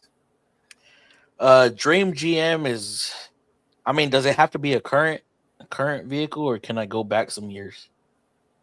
Slow for sale. Not any. Well, it was never Everyone DOD. should go. It was AFM or DFM, if I'm correct. Yet active fuel management. What was the other one? Was it considered dynamic fuel management, or would the D stand for dynamic? Yeah, 71 Chevelle or Olds 454. 70 Chevelle? Yeah. 69. 69. Reminds me of 69 Dartman. Over there on 69 JT. Chevelle.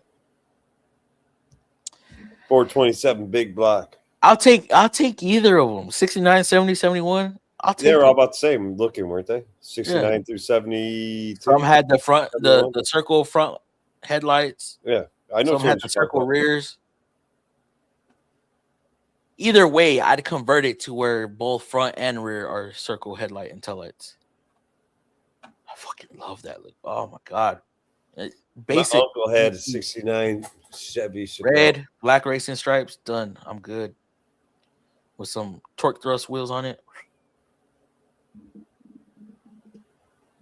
A 93 Toyota pickup, like the Toy Story one. I know this ain't him. AFM versus DOD. I know this ain't GM. 93 active versus displacement on demand. What? The DOD displacement on demand. Oh, displacement on demand. I know DOD is. AFM was. How the fuck does that work? Ain't that like the VC engines, a variable compression? Well, I don't know. GM used AFM from what, like 12 or whatever to 18, and then they used DFM. I would leave it. I want to say it was called dynamic fuel management. I always want to say digital, but I want to say it's considered dynamic fuel management. Dad's Garage could answer that question. DFM was dynamic. Is it dynamic fuel management, or it's DOD was Chrysler? Displacement on demand. Is that what Chrysler called it when they shut down cylinders? DOD? Yeah, I think it DOD. was. It was Damn. DOD. They called displacement on demand because they didn't count the cylinders they weren't firing. See, that's the problem with working on too many makes and models. You get shit mixed up. No, I'm right. Dynamic fuel management. I know I love to say digital fuel management. It's like, I don't know why it always comes to my brain, digital fuel management, but I know it's dynamic. It's because that gray spot. No, I originally was saying dynamic, though. And I think dynamic was 19 and up. Wait, Chrysler was an MDS. Box bodies are nice. DOD is some shit somebody made up, and then Nissan said, "Oh, we'll do that too." Like Vivel. You know what Vivel is? And who uses it? A second, I got two people talking to me. What? All right. What is I what? bought the fucking pizza.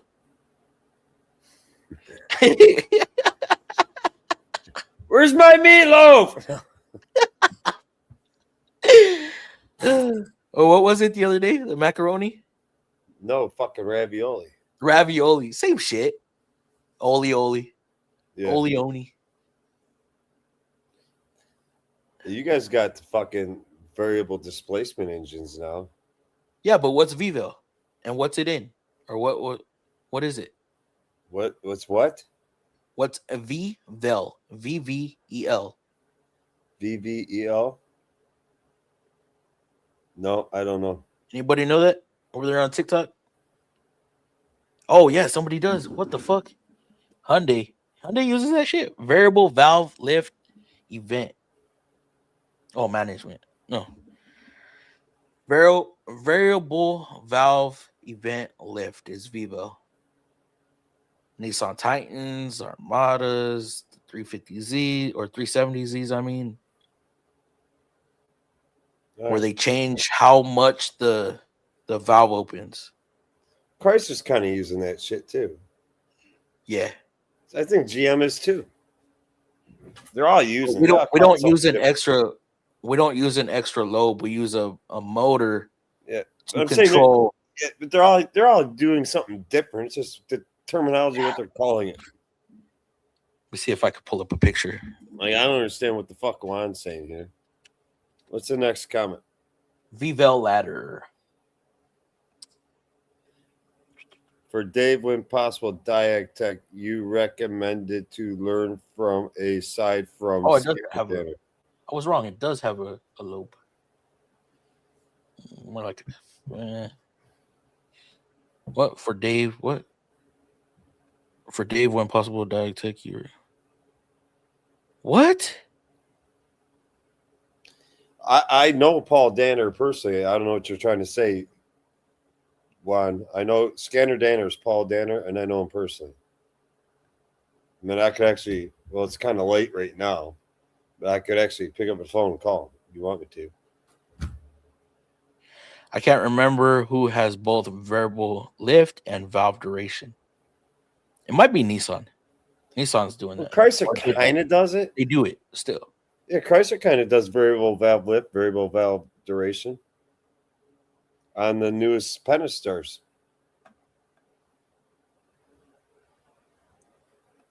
You'll see it. You'll know because you'll see this big ass fucking motor just hanging out the side of the valve cover.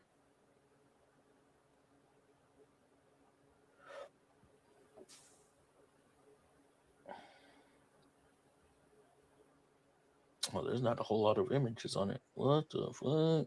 A lot of manufacturers are doing the shit. They're doing the same shit. They all have different terminology. Like Honda does both too.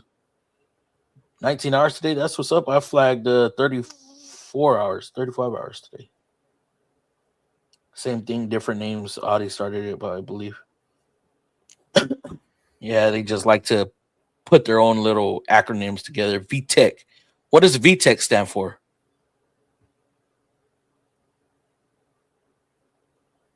Anybody? I think he was asking who aside to learn. Valve timing electronically controlled. What does VTEC stand for? I never looked that up. I'm not going to Google it either. Honda cuts a hole Off in the the Google. I don't Google shit at this time of night. I'm just an old man. You don't know what to believe on the internet anymore. Any recommendations aside from Scanner Danner to learn from kind of late and writing more weird than usual? You need to get off that herb. Other than Scanner Danner to learn from, and you're writing weird now because you watch Scanner Danner. Well, Me. what's Joe's channel? Oakham's. Oh, fuck. Really gonna ask me that?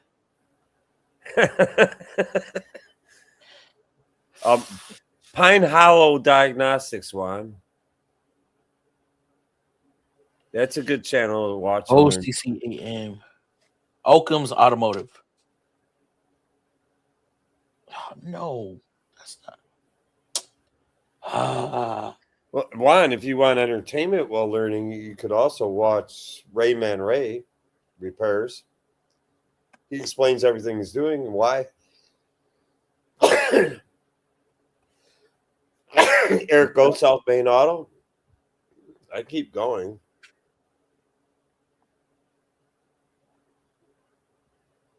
Oh no, it's that Subaru guy now. That Subaru guy? Yeah.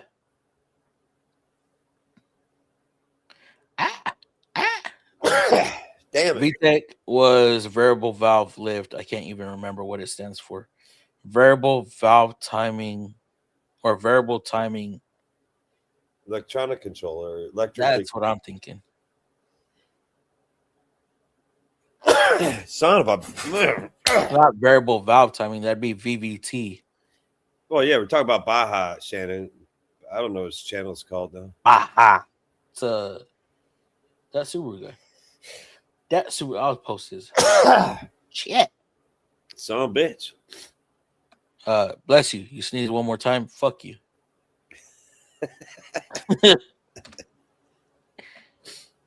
That Don't Subaru guy.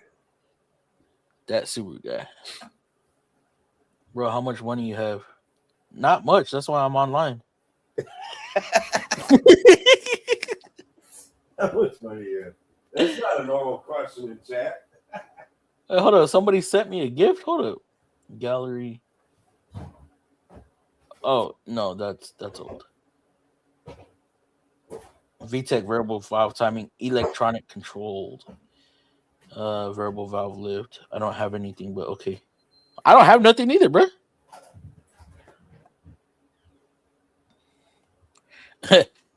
I could imagine Shannon's over there just cracking up.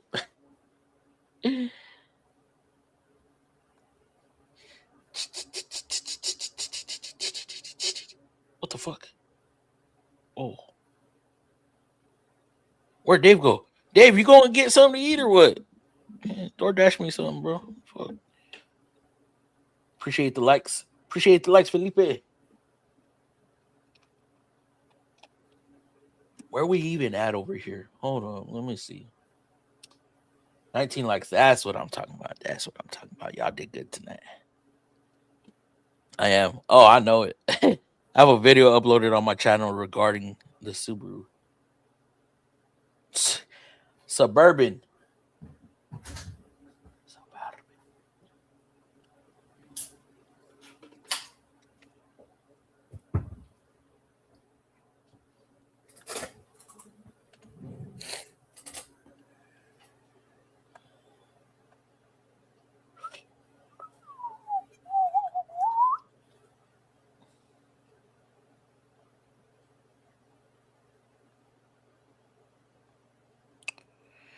Yo, look who woke up. What's up, Derek? GMM, I'll post tomorrow. It's not up right now. Oh. Ouch. Hey, GMM. Oh, what's the green screen for? All I see is green. It's because I'm live on a different app.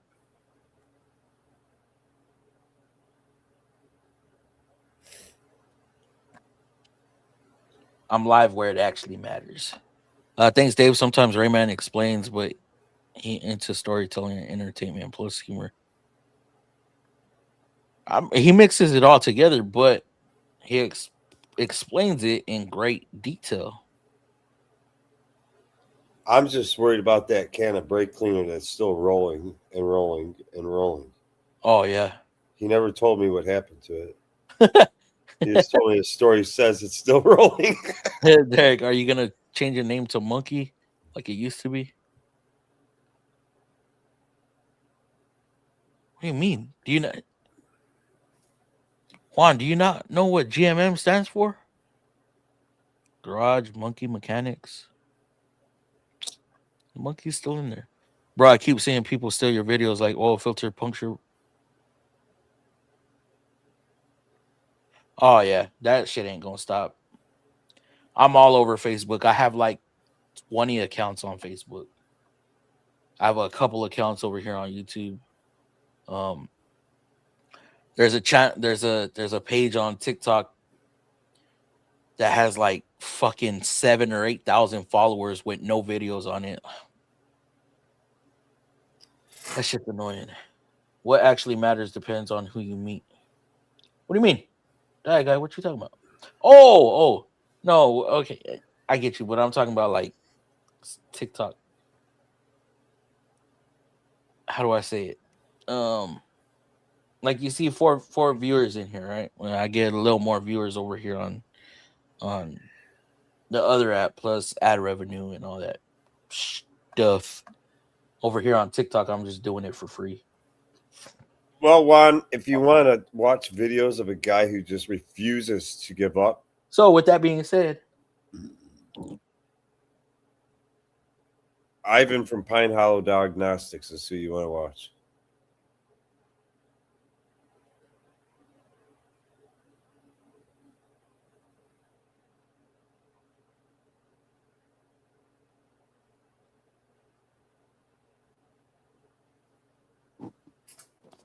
of course, Fluff. Paul Kelly is pretty good on basics. What was this I heard Chris fix? I just heard. I haven't seen Chris it. Fix with the Vivor story? No. Something about he's fixing pools now or some shit. I have no idea. I find it really weird to see a guy working on my pool wearing a motorcycle fucking helmet, though. Hey, what? Maybe that was an April Fool's joke. So I heard he fucking cut it off with a hacksaw or some shit. Fluff, you helped me out a lot, bro, without even knowing. You're welcome, bro. Appreciate that. YouTube is a lot. TikTok is some. Nah, hell nah. TikTok's too much shit. Too much on TikTok. I shouldn't even be saying that because they're gonna fucking shadow ban me again. Thanks, Fluff. Everyone is stealing on Facebook, and it seems they're doing nothing about it. I don't even have a Facebook. I mean, I do, but it's deactivated. And like, I had to activate my account and fucking reported this Ed Castillo or some shit like that. They didn't do shit about it. Like, man, Facebook. See Baja videos even. Yes, Dave. I see everybody's. I see Rain Man's. I see BFTs. I see Rich's. I see JT's videos. Like, bro, get the fuck out of here. And all they do, they crop it out a little bit, or they'll reverse the image and speed it up, change the voice a little bit. Fuck, dude. Easy Tech Joe, what's going on, brother? Hopefully you're doing good. Got it, Dave. Want to check out Pine Hollow Diag. Ivan explains everything. Also, Royalty Automotive is good. You know who I saw on Harbor Freight's fucking website? Who? Sherwood. Sherwood on his website? On Harbor Freight's website. That wouldn't surprise me. What the? Let me hold up. Wait a minute. That wouldn't surprise me. They are directly linking his fucking channel. Yeah, because he's giving him credit probably for something. I shouldn't say this live. I won't say it live. Yeah, don't say it live. I respect Royalty Automotive. They do a great job, but it's a business thing. yeah, it's a business thing.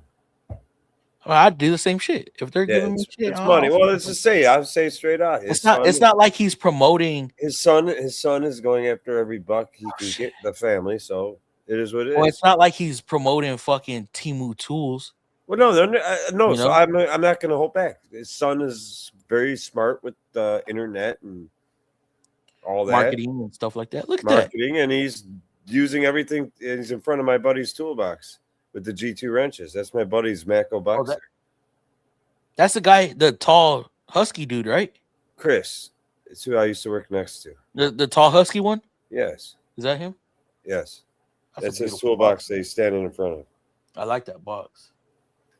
I really like that box. Well, he's got the box. He's got the roll cart. Or the, I like how that he's green got flowed the with Jamestown with the cart. bronze or the orange. Hey Joe, I got both. No royalty. Automotive explains good. Dave explains too, doesn't he? He goes into some detail. Dave's Auto Center. Yeah, they do from time to time, but you never know what they're going to be talking about. It could be diesel 1 minute. And, I mean, some people don't give a shit about diesel, so that's why I didn't say Dave's Auto. Super, you don't have to be famous. I'm not even famous.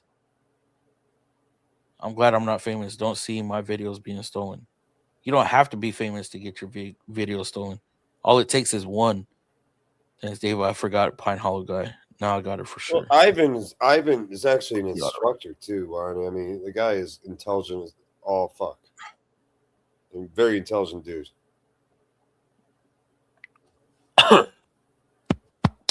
Text me when you go backstage. Gonna jump back. What are you playing, nerd? You can't hate on people for knowing how to play the game and having good business. Oh, exactly. Have y'all seen the Autel HVAC scanner they came out with that SEMA? I've seen it, heard about it. I've already seen it. That's like it didn't come out. That's been out, but just it's everything new is slow to really get exposed. Yeah. Yep.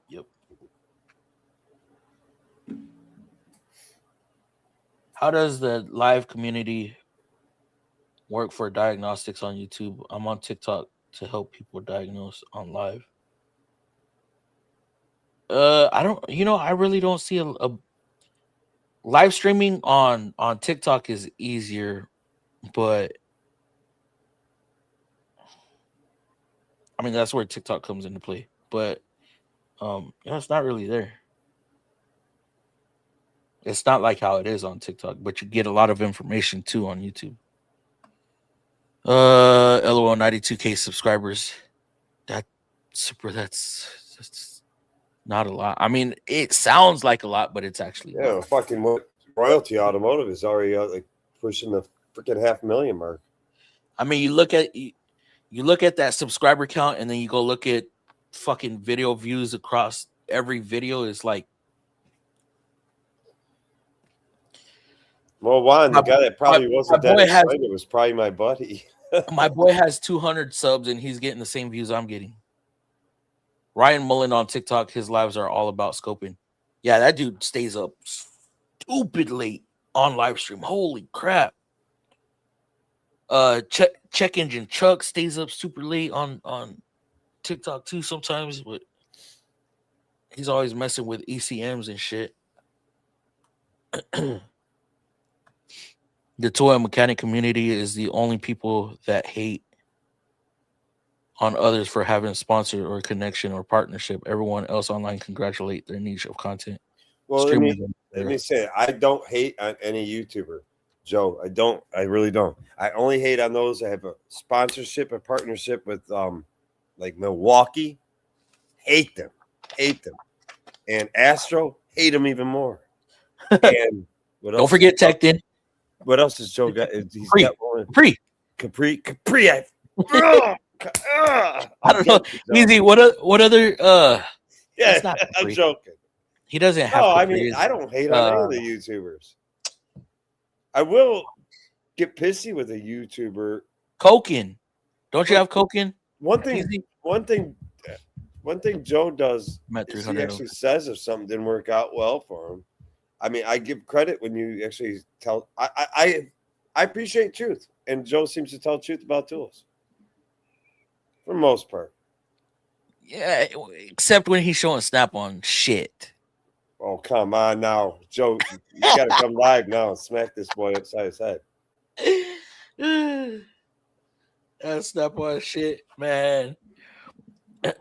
I know he lying. I know he favors the Milwaukee's over the Snap-on shit. You have to. I get Shill's accusation, but at the same time, if mechanics don't do business with companies, how the heck things will improve? It seems we're heading into newer times. Exactly. Nothing against you, just being honest on how things work. You're welcome to give me feedback, etc. Como me duele.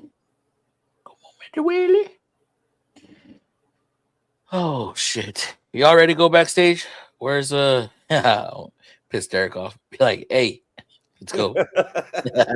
I know you went back to your game, but let's go. Well, I'll tell you what, I'm not trying to be on till fucking 2:00 in the morning.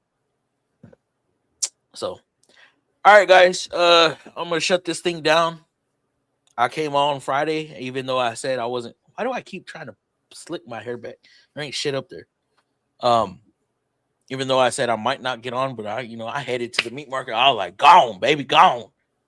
Got my meat for Sunday, and yeah, we're gonna have some fun Sunday. So happy Easter if y'all celebrate. If y'all don't, hopefully y'all have a good weekend regardless. And we'll see y'all next week. Next week we're gonna be talking about master stuff. So if Dad's Garage is still in here, come on with it.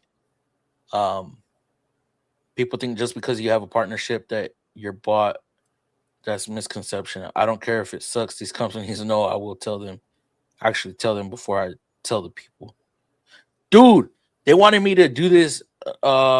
Think car sent me a scanner, and it only scans 4 systems. I didn't realize that.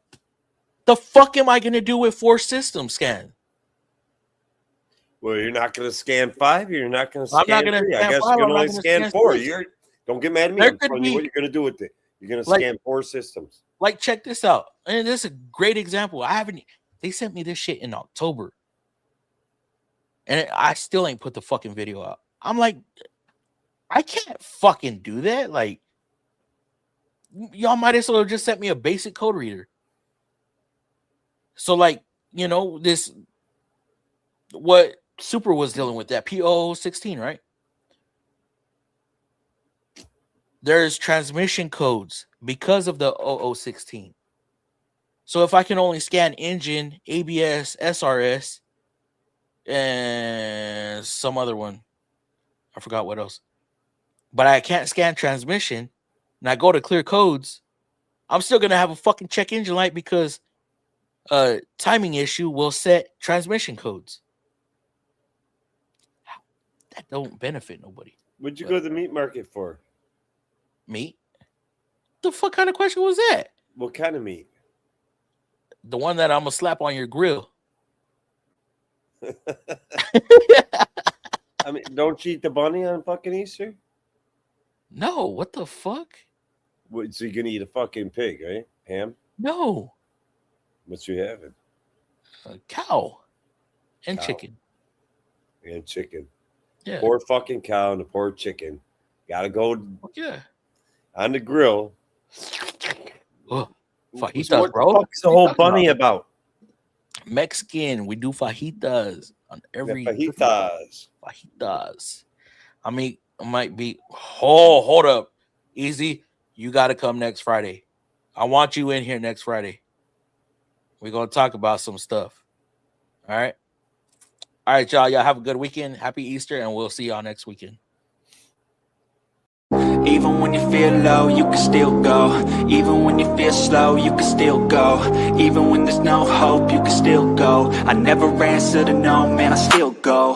Go, go, go, go, go, go, go, go, go, go, go, go, go. Hustle hard, hustle every single day.